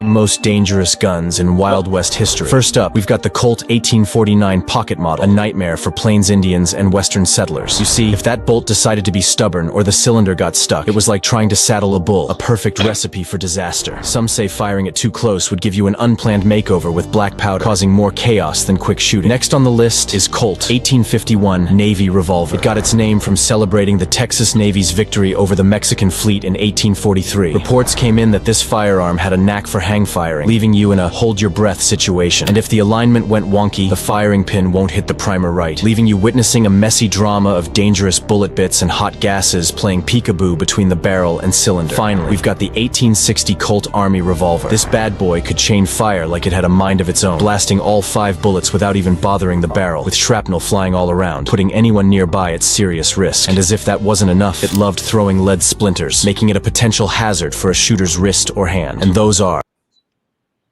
Indeed. Did it shut off? So true. It shut off. I hope so. There's nothing in my vocabulary that says 49 pocket like trying to saddle a bull. Let's see here. And, oh, no, it just paused. That was the end. But, okay. If I can get that. Here's my answer. Those lead splinters, they're just the worst. Oop. That didn't work. Anyway. Now, doesn't that sound like that's written by AI or something? It does. It does. It does. That's the only thing I can think of. Yeah. I mean, if I went to like the chat AI and said I want to write a gun video of the Old West and throw in just random stuff, that sounds like it's AI. It really does. I mean, certainly no one who has any experience with a cap and ball revolver of any kind. I mean, the sad part is all those 3 guns are based off of their lockwork is identical. So if one's going to be chain firing like crazy, they're all going to do it. If one has some weird bolt problem, they're all going to do it. 51 Navy to 60 and the 39 pocket, they're identical. They're completely the same, just a little bit different size in the 49 pocket. It's crazy. It's absurd. I don't have the words. I do, but I can't say them. Hey, we're on the Belligerent and Fractious channel. Well, you can say them here. Don't tempt me. Here's my answer to that, guy. Are you a hot dog, a grandstand, or a showboat, and a prima donna? But you're a liar, too. But guess who shows up for no reason at all to get his grandstanding and hot dogging in? I hate you. I hate your guts.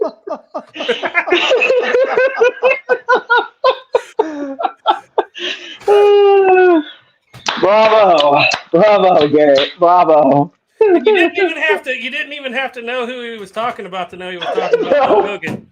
No kidding. So good. So good. I wanted to put that together, but I just haven't had time to do it yet. You're a liar. Oh, that's perfect. You're a liar. Oh, man. Oh, yeah. There's a couple of them been out lately. One short that really got my attention was, for some reason, somebody decided to do the whole Alec Baldwin thing again, like 2 weeks ago. And they pull out a Ruger GP100 in 22, a 10-shot. And the dude's like, I'm going to prove to you that Alec Baldwin didn't pull the trigger because I have a revolver here. Watch this. If I pull it almost all the way back and I let go, the hammer will fall all the way forward. I'm like, yeah, but on that gun, the transfer bar wasn't up, so it didn't do anything. Yeah. Talk about comparing apples to oranges. Yeah. But yeah, it's starting to come around. Man, I rode that wave. I will tell you without shame, I rode that wave hard as I could. And 250, my first 250,000 view long format video, and it was fun for a while. I just broke every single part of that gun down and said, what would have to happen for this to cause this to happen? And we're talking, you would have to shear the safety notch, the half cock notch, and you would have to break the trigger, the trigger spring, and the return part of the bolt to lock up. You'd have to break all of that instantaneously for that gun to go off the way he said it did. Instantaneously, because if any one of those, if the half cock notch worked, they had to load the gun. So obviously it had to work. Because if the trigger spring wasn't broken, that means it would have fallen into the half cock notch. It would have fallen into the quarter notch. With the trigger spring broken, the gravity alone will still make it fall into that. So you still have to have that the trigger part broken as well. Those notches have to be broken. The end of the trigger has to be broken. And if the end of the trigger is broken, it still won't happen because you won't have the alignment properly. It won't happen. What I think is interesting is because I started getting a bunch of backlash when they dropped the case the first time. And they're like, see, the FBI destroyed the gun so they couldn't prove that it wouldn't work. If you go back and read it, the reason they destroyed the gun was they sheared the trigger pin off because they were trying to beat the hammer to go down, and the only way it would go down was to shear the trigger pin off. Yep. And so that's how they destroyed the gun the first time around. Isn't that and then they said, we had a person realize that there's no way it could have gone off without him pulling the trigger, so they finally recharged him. No doubt. Boom. And it's also amazing how many people try to do it with 3-click hammers. I know. Or guns that weren't even the same. I saw so many Remingtons. I mean, they're kind of similar, but I saw there's a thing that a Remington can do that it's been a while now, but it can actually I actually can't think of it, but I showed it. There's a way a Remington can actually cause a malfunction for it to drop.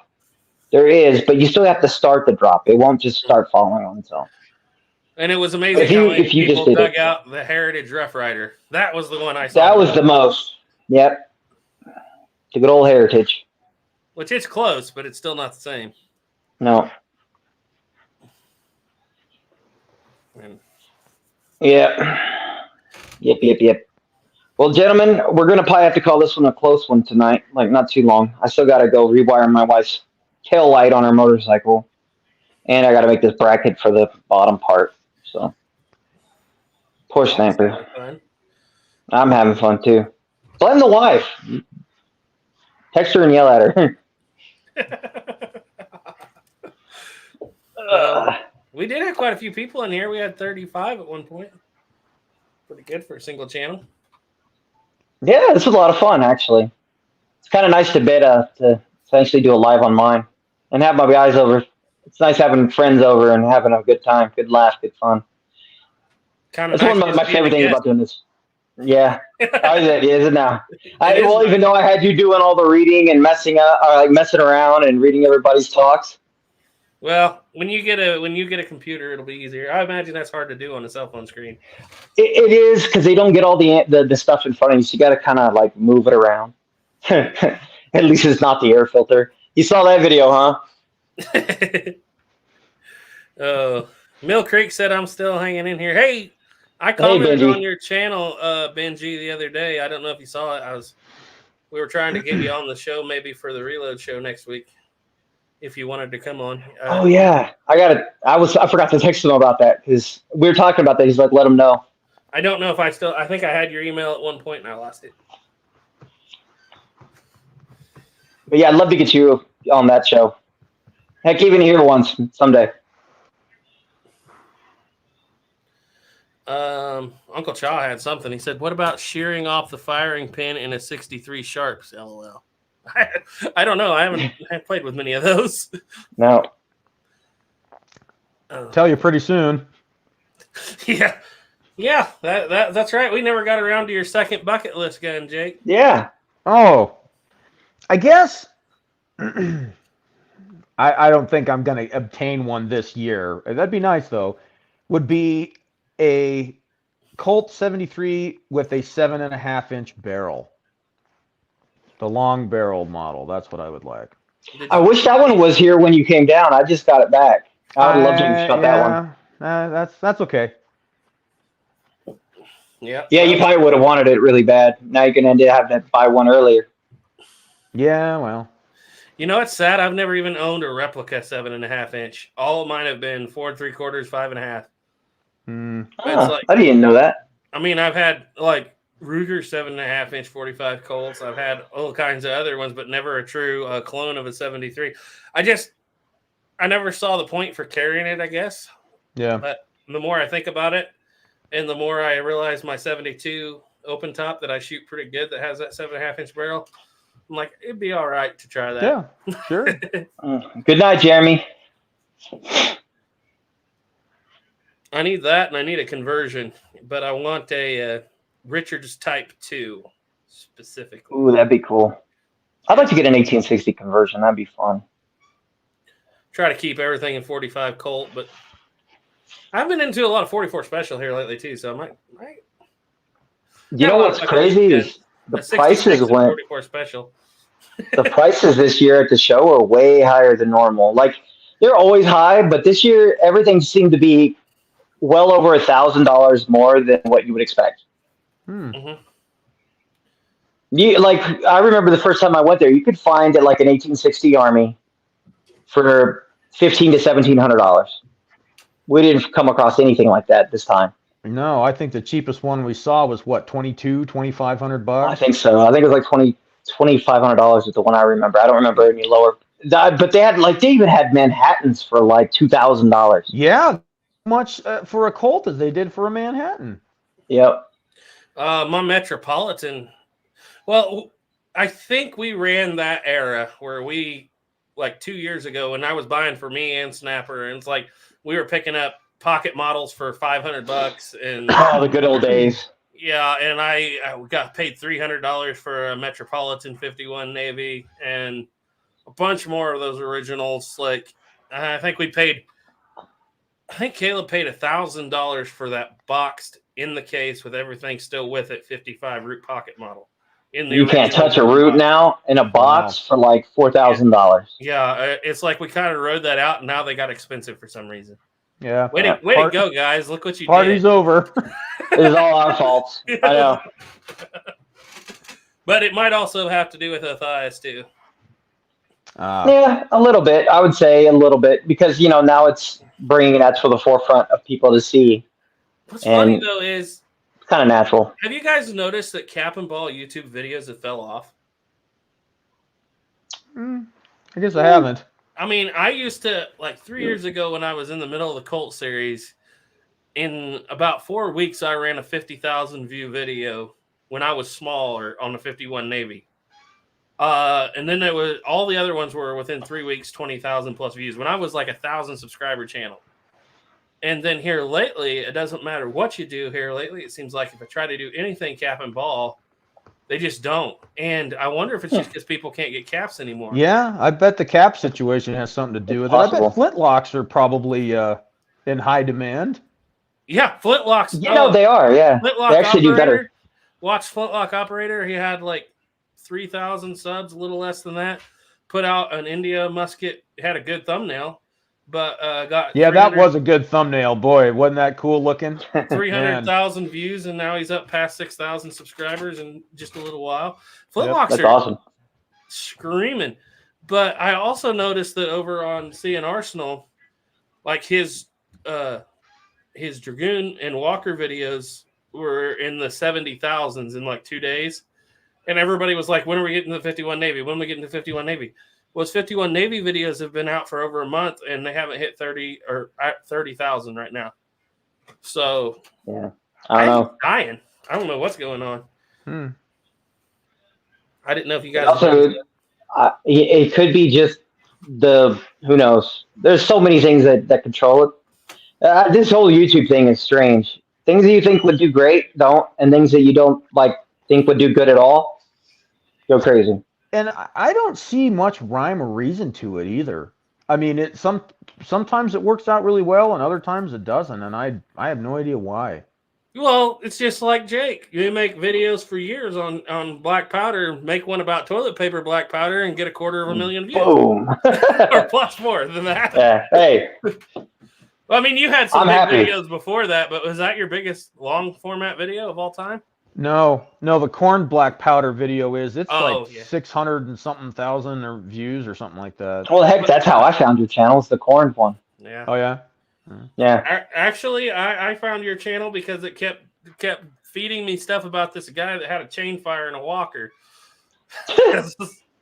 About the third time it showed me a question and then a community post and then a video. I finally clicked on it. All right. That's funny. The algorithm got you. Yep, they got me. So I've been watching you longer than old Watch Garrett. Jake. Watch Jake. Watch out. Everybody else is liking it. You'll like it. I swear. Oh boy, I don't know about that. That video is pretty big, isn't it? Your walker cat or chain fire. I think it has 60,000 views. I don't think it's all that. Well, I don't That'd be know. big for me. It depends on. Yeah, okay. It depends on what you consider is big. You know. It's like, okay, listen, guys. I have like a video with like 5,000 views. One day, you might get that good, okay? We might be able to get that avenue going where we could afford to buy a couple 22 shells. Yeah. There Yep. you go. Mm-hmm. See, you guys work hard at this. You too could make $100 a month doing this. Okay. I was talking. Hey, I've just got to the point I've made whopping $10. I think I made $11. Woo dang! I'm look not out. going I to know. go into deep. One day, details, boys. but I was talking to Santee the other day on the phone, and we were like, because I'm working on this video on how to build a black powder channel. He's like, just let people know that you could have 100,000 plus subscribers, and even before taxes, you couldn't live on what they pay you for that. Yep. I was like, I know. People, because I've had people just last week talking about how if they had 3 more months, they got 1,000 subscribers. I think I'm going to quit my job this summer in 3 more months and go full time. And I'm like, ooh, Don't do it. Well, I had a Man. short that got 10,000 views. No, that's sometime a one-trick pony unless you're somebody like Tuco. Man, I don't know about. I can't speak for everybody, but I just my opinion. If you're doing this because you think you're going to make a living at it, You're not going to like it. I think you're in for a surprise. Mm-hmm. What gets me is the amount of people that say things like, I have trouble going into work and holding down a job with a boss over me, so I would like to do this and work for myself.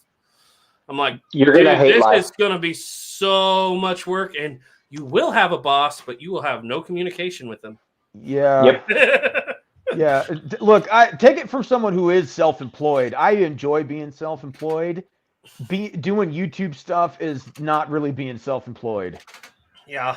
There's a lot of stuff you can't control. There's a lot of stuff they can do to you that you have no say. I mean, it's Oh, absolutely. And Well, the same thing with just being self-employed on general. You really have to have a really good work ethic, and you have to be really committed. Because if you don't, you're not going to make it anyways, even if you're self-employed. No matter what you do. You got to be the guy who wants to wake up at 4:30 in the morning and stay at work till midnight. Yep. Until you actually have that in your mind that you're going to have no money, you're going to work harder than everybody else, and then you may get lucky and you might make it. That's when being self-employed will work for you. If you think that seems hard, like going to a 9 to 5 and working for somebody else is too hard, you will not make it as self-employed. I promise, because you're not going to get paid anything and you're going to work a lot more. I'll give you a scenario for the Trapdoor series, not counting the money. As I've told people before, it's got around $17,000 invested in it right now. Books, guns. Those guns are around 1,000 plus a piece, and there's 15 of them in there. Books, clothes, paint, ammunition, brass, 50-70 brass is not cheap. Yeah. But just putting all that aside, I want to tell you, I started on that video after everything was written, everything was studied, everything was ready to go. I started on Sunday morning. Actually, I started working on the studio a couple nights before, but on Sunday morning, I started setting everything up for that, lighting and everything. Sunday night, after I'd actually been to a fire, and that's why my clothes are all dirty in that, because I'm on the fire department. I had to go to a house fire. Come right back. Sunday night, I started filming that thing at 9 o'clock. I got done at 3 o'clock in the morning with the filming section. Came home, sat down, edited till 6 o'clock in the morning. Went to work, came back from work, edited till 4 o'clock the next morning again. And then after that comes all the work with the thumbnails, the descriptions, the everything else, getting everything just right. And then going through before you put it up and watch it 10 times. Make sure. So I got 40 plus hours in this video by the time I'm done. It makes $3,000 or 3,000 plus views for me, which is pretty good for what I do. It makes $7-8. And you got to be willing to deal with that. That's the kind of workload you got to have to grow on YouTube nowadays. I mean, if you really, and Jake knows, but if you got to really put effort into this stuff. How many hours a week do you spend making powder for those videos? Plenty. But, you know, like you're talking about that stuff, it's like, you know, we went shooting Saturday and filmed for 5 or 6 hours content. And then we get home Saturday and I start editing, and then I spend all day, probably a good solid 8 hours editing stuff, putting stuff together on Sunday, all day, you know, to put up 2 videos. Yeah. Yep. You know, editing is 13 or 15-minute videos. And, you know, they might get 20,000 views. You know, it seems like all of the Powder Series videos I get between 20 and 30,000 views. So it's like, you know, it's not nothing. It's 65 or $70. You know, if it performs well, but it's like you got 2 solid days in working on that stuff for $80 if you're doing good. Yeah. You got to want to do this. You got to like doing it. You got to want to do it and like do it, and forget about the money, because the money's just all it's going to do is give you a little bit of a weighted, so it doesn't hurt your pocketbook as much for you doing this anyway. For now, I'll tell you this: I'm averaging with, and I don't do shorts all the time anymore, but with shorts and everything, shorts don't pay for a lot of it. No, they don't. But I'm averaging just under 1 million views a month, and bringing in around $300 a month. So if that gives you any idea, and we have longer videos help you bring in more money. But the one thing that does help is every bit of that $300 goes back into brass, goes back into caps, primers. So that's all it does is pay for some of that stuff. Yeah, I think that's really the deal is, you know, even if you do get to a point where you're like, hey, I'm actually making a few $100, I don't know if that's enough to live on. I can't speak from where everybody is in the country, you know, how much, you know, rent is and stuff. But, you know, I think if you're lucky, you have enough money to buy a gun here or there, or some powder and some patches and some ball. Yep. You know, it just pays for you to enjoy the hobby yourself. Yeah, it helps to keep you do what you're doing. You know, I know everyone wants to be Hickok 45 or Kentucky Ballistics or Grand Thumb, but you got to understand that those guys are a fraction of 1% of the people on YouTube that do this kind of stuff. And I get this all the time. And usually the problem is when we started out, we had an arsenal of 160 guns to work with. Now it's more than tripled since then. But I remember back then thinking, what are we going to do in 2 years? You know, we're going to be out of gun. But it's more than you keep. What it is that it allows your hobby, you to grow your hobby. You know, that's about it. And it also allows you to meet a lot of people and learn a lot of things. And, you know, maybe I'm not saying 10 years from now, we won't all be at least somewhere where we make a little out of it. But like on our channel, there's 3 of us doing the work. And so it's going to have to be 3 times, you know, what everybody else is for any of us to go off of our jobs. But we're not ever planning on doing that anyway. But yeah, I just wanted to say that because I got 4 people specifically this week. A couple of them were like, why aren't I growing? It's like, don't expect to have 10,000 subs in the first 6 months. Yeah. Unless you've already dumped $50,000 into your setup or something, and you're really, really good. Well, look at what do you look at the if you ever type in the Google like percentage of the people in YouTube, it's something like 98, almost 99% of people never ever get above 1,000 subs who start. If you get above 1,000, you're like doing good. I'll say one more thing that might be fractious. We'll wait for the belligerent part from Jake. We're not political channels for the most part, at least not at this point. I don't put that on my channel. I have another channel where I do that a little bit, but YouTube doesn't hold us back as much as we would like to think. And I don't know if you guys agree with that, but a lot of times people are, YouTube held me back. YouTube held me back. And I'm like, you haven't got a product that you're willing to watch, let alone anybody else.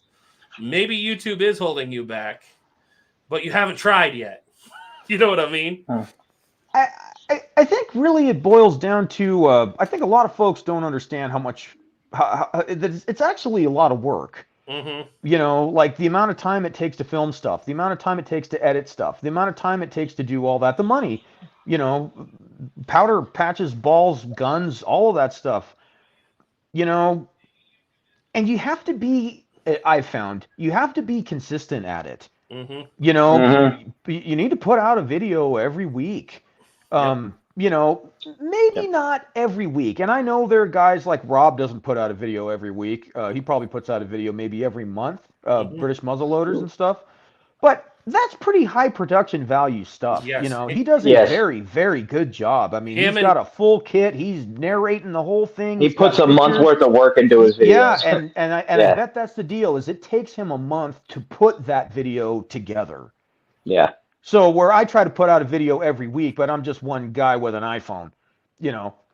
But, you know, you guys have a lot better equipment and a lot better stuff than I do. But it kind of is what works for you, what works for your audience, what works for your particular niche. And I guess if I could try and sum it up is, why would they watch you when they could watch Hickok 45? Yep. Why would they watch you when they could watch British muzzleloaders? Why would they watch you when they could watch Ian McCollum? You know, what makes you different? What makes you entertaining? What makes you worth watching? And the knowledge that's out there. You got to be able to add the knowledge, the entertainment, and the editing. I tell people this because the first thing they always tell me is, well, I'm going to film it on my phone and I'm not going to edit. That's fine. Yeah. Well, okay. There's 3 people I know that can do that. Hickok 45. Yep. Gray Pilgrim. Gray Pilgrim is the only one I know that can pull it off really good. Yeah, and Plowboy. They can sit there and talk and be interesting without stumbling. I can't. Yep. I edit every 10, 15 words, it seems like. And Jake's pretty good too, but he also edits because he moves. He's not just doing a talking head video. He's moving around and doing different stuff. But there are so few people that can actually pull off a good video without editing. I can count them on one hand in our community, I think. Yeah. And I'm definitely not that. And it doesn't matter how many times I edit a video. For one thing, in the last Trapdoor video, after I had already put it out, went back through 3 times, I went to say chosen and I said choose. That bugs me to death, but I'm not going to. Oh, is that the worst? After you're done editing and you're like, oh crap, I said the wrong word. Ah. But no, and I agree with you. And this is one thing I find, because I get a lot of people that talk to me about this, and YouTube's holding me back. I can't make. There's nobody, I don't think, hardly anybody in our community that is still around that has been struck more than me. I get strikes all the time. I somehow managed to work them out, all but one, which is a warning. I've been struck 3 times in the last year for stupid stuff. Yeah, they turned me in on. Stuff that makes no idea. Yeah, every time we do a live like this, it's common for poor Garrett to just drop off, disappear. He gets canceled. For one thing, you're not allowed to touch a gun during a live stream. Oh yes, so I don't. But my intro video had Ethan holding a flintlock. Somebody turned us in. I had to go. It took me a whole day, and they shut the channel down for a little while, and they said you can't live stream for 90 days and da. But I was able to finally email in my complaint, and it took them long enough, but they did agree. You have to work at these things, but you can work with them to an extent. You never know if you're going to get a good person. Right. But I've had that happen several times. But if you're going out there and you're picking up a Pieta 1851 Navy, you throw it down on the table, you put the camera on it, and you make a video, and you say, this is the 1851 Navy. It's a 36 caliber. It was made from 1850 to 1872, and this one cost me $350. And then you shut it off. You've just done exactly what about 7,000 other people have done. Probably more like 70,000. Yeah, Probably more like 70,000. And so your channel's never going to grow. You've got to find some shtick, something you can do that's different. And I think when it comes to like this particular stuff, our line of work, as it were, black powder firearms in general, I don't think are tremendously popular. No. So you're already dealing with a pretty narrow audience. Mm-hmm. Yep. And so again, why would they watch you yammer on about a 51 Navy when they can watch Mike Bellevue do it? Mm-hmm. Yeah, You know? exactly. So. And we can tie him to the gun, and we know what he looks like, and we see him shoot it, and he does all this. I don't have anything against tabletop reviews, but you're going to have to do something interesting to make it work. Yeah. Yep. I mean, you could always go with the old standby and have a pretty girl in a bikini. I mean, you know. That always works, apparently. It- That always they- works, they- apparently. they sell them on every street corner that like guns. Yeah, they do. Yeah, they Well, do. But now you see, but like your Well, at trapdoor least in thing, you Vegas. got $17,000 worth of trapdoors, guns, all kinds of stuff. Now you have to pay some pretty girl in a bikini to stand there and hold it, Yep. the gun, and Sure, you know, yes. and that's going to cost you more money. I mean, you know. Well, that's what I told you. You spend a lot of money like that, but at least when you're doing it, you have the guns in the books when you're done. It's not like it's completely gone. Yeah, they don't go away. But it's to really, really do what you want to do. Like, we all have this vision in our head when we start what this video is going to look like. We have this we have Wyatt Earp riding after in the Vendetta ride or something in your head. This is what this is going to look like. And when you're done, it's like that look nothing like that. That doesn't look anything like I was hoping it would look like. Yeah. And I mean, you can get there, but it's going to cost you some money. And do you still film on your phone, Jake? I do. And I know a lot of guys who do, and you can get away with that pretty fine. I mean, do you edit on your phone too? I do. You're doing good. We had to give that up, especially our long format videos, because our phones just wouldn't stand up to the rendering process after about an hour long video. Right, I bet. I really think that getting a really good camera, like even on a phone, right? That makes a big deal. Because it looked like once I upgraded to a better camera, it really helped my channel a lot. Being able to go into the 4K and 1080p, whatever, it really helped a lot. And then it also gives you more options with a better camera. I think that you going on with just a regular any day camera, you want a decent camera. I really think that helps a lot. But if you're going with a downrange camera, get a cheap one. Yeah, It's dangerous down there. It is dangerous. I've killed 2 of them in the last 3 years. But no, I'll tell you one guy who did it right, and even if he thinks he didn't, it's Duke. And he doesn't put out a lot anymore, but when he first started, he grew like crazy. And that's because he went out and bought a good camera and a Rode microphone. And I don't care who you are. I've never heard another microphone pick up gunshots like Duke's did. And it's like Duke's. This microphone's 1.5 feet long, and it's a crazy. But then he did green screens and he did all kinds of crazy stuff and was excellent. And those videos did well. You're talking in the hundreds of thousands of views in like 2014, 15. So, he was doing really good there. He kind of quit, but but like you said, here we go. Jake's got 80,000 plus subs and he's still doing it all on his cell phone. It's still possible. You just got to have you have to have something interesting to keep people there. You got to have personality. You got to try to add something to it. That's all. My youngest brother, Johnny, I had breakfast with him a couple weeks ago.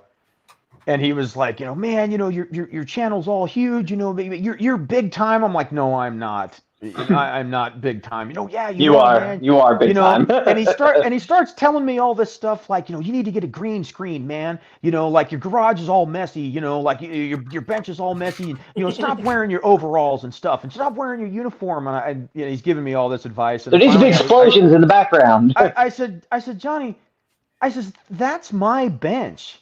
Yeah. It looks like that. I know it's a disaster, but it looks like that. I said, these are the clothes that I wear. I dress like this all the time. True story. He does dress like that. Snapper can vouch for that. But I said, man, if I were to all of a sudden, have some intro with explosions and helicopters and transformers and all kinds of cool stuff, and have a green screen background or something, and wear a suit and tie like James Bond, I think people would ask me, what the hell is going on? Yeah.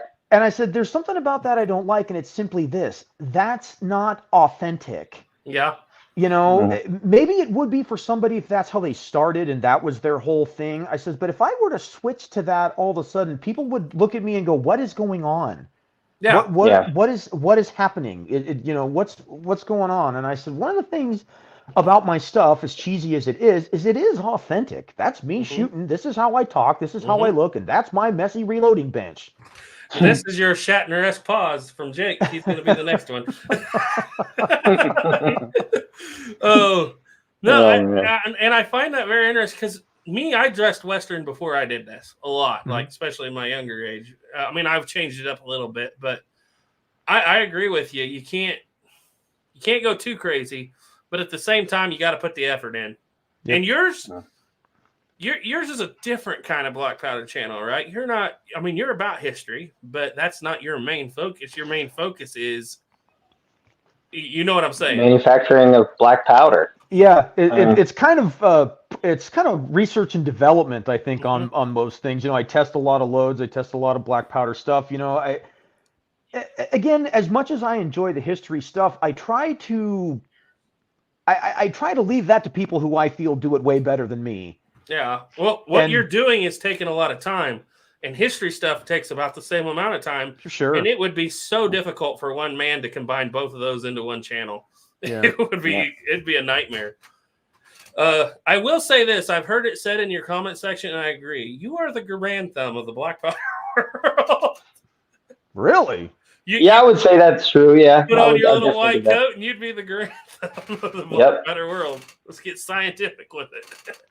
My brother bought me a lab coat probably a year ago, and he's like, it's like the next time we do a black powder video, you need to put on this lab coat like Grand Thumb. And I'm like, oh man. I was like, I feel like I don't think I could pull that off. He's like, no, it'll be great. I'm like, I don't know. So I still have lab one coat in the package. with the overalls. Lab coat with the overalls. then it's gonna fit in perfect. There you go. All right, yeah, that sounds more like me. Okay. It would be different. Yeah. But it takes all kinds, and you got to find your niche. Yeah. And you can spread out of that a little bit, but I'll tell you this right now. If I've tried it before, you try to put a farming video on a gun channel, it doesn't do well at all. People are there for it. And once you start dressing Western, you really don't want to change because it breaks the way people look at you, and that video won't do well. And so, you never throw motorcycle air filter videos on your channel either. It's a horrible idea. I had to start a whole new channel just for that kind of stuff. I might have to, actually. The first time I ever noticed that was a couple of years ago. Just before I was doing YouTube stuff, I think. And I was watching Mike Bellevue, and he did some video on a sword or a review of a sword.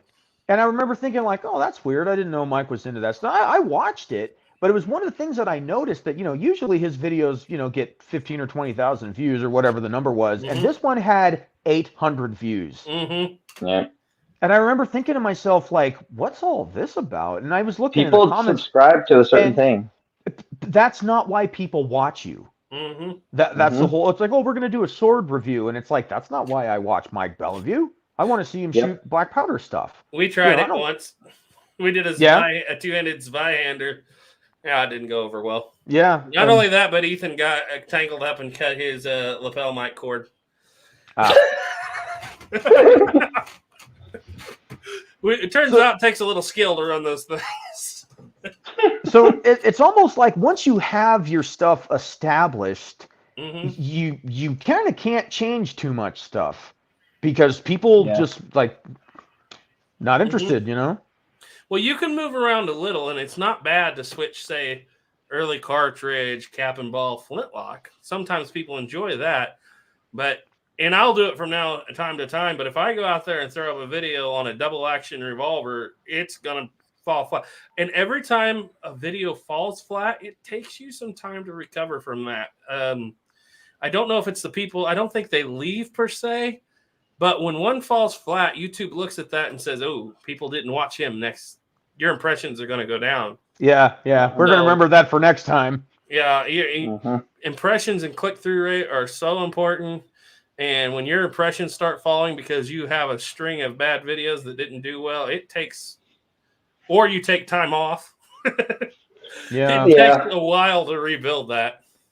It does. When I was basically constantly uploading on a schedule, the channel grew so much quicker, but I got to get back to that. Yep. I haven't had any real good videos out for a while, and I need to.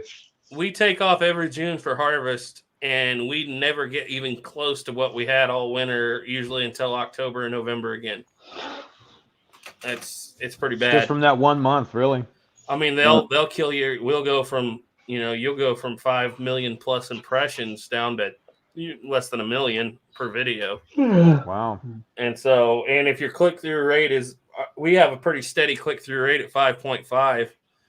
And if your click-through rate's that low when you get less than 1 million view or impressions, you're gonna feel it. Let's put it that way. Yeah.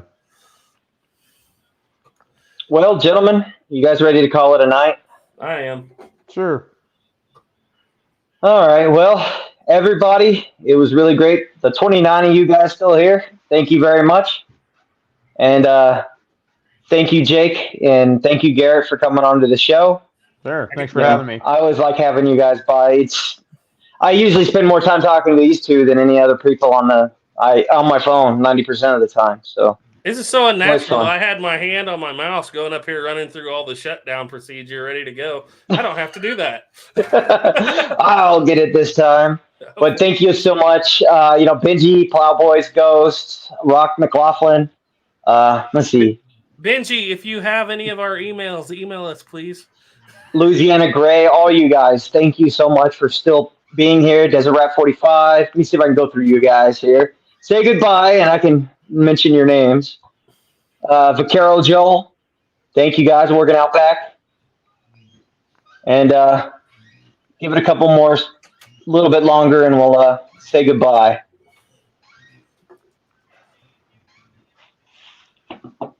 Yeah, we'll cut it out from here. But thank you guys very much.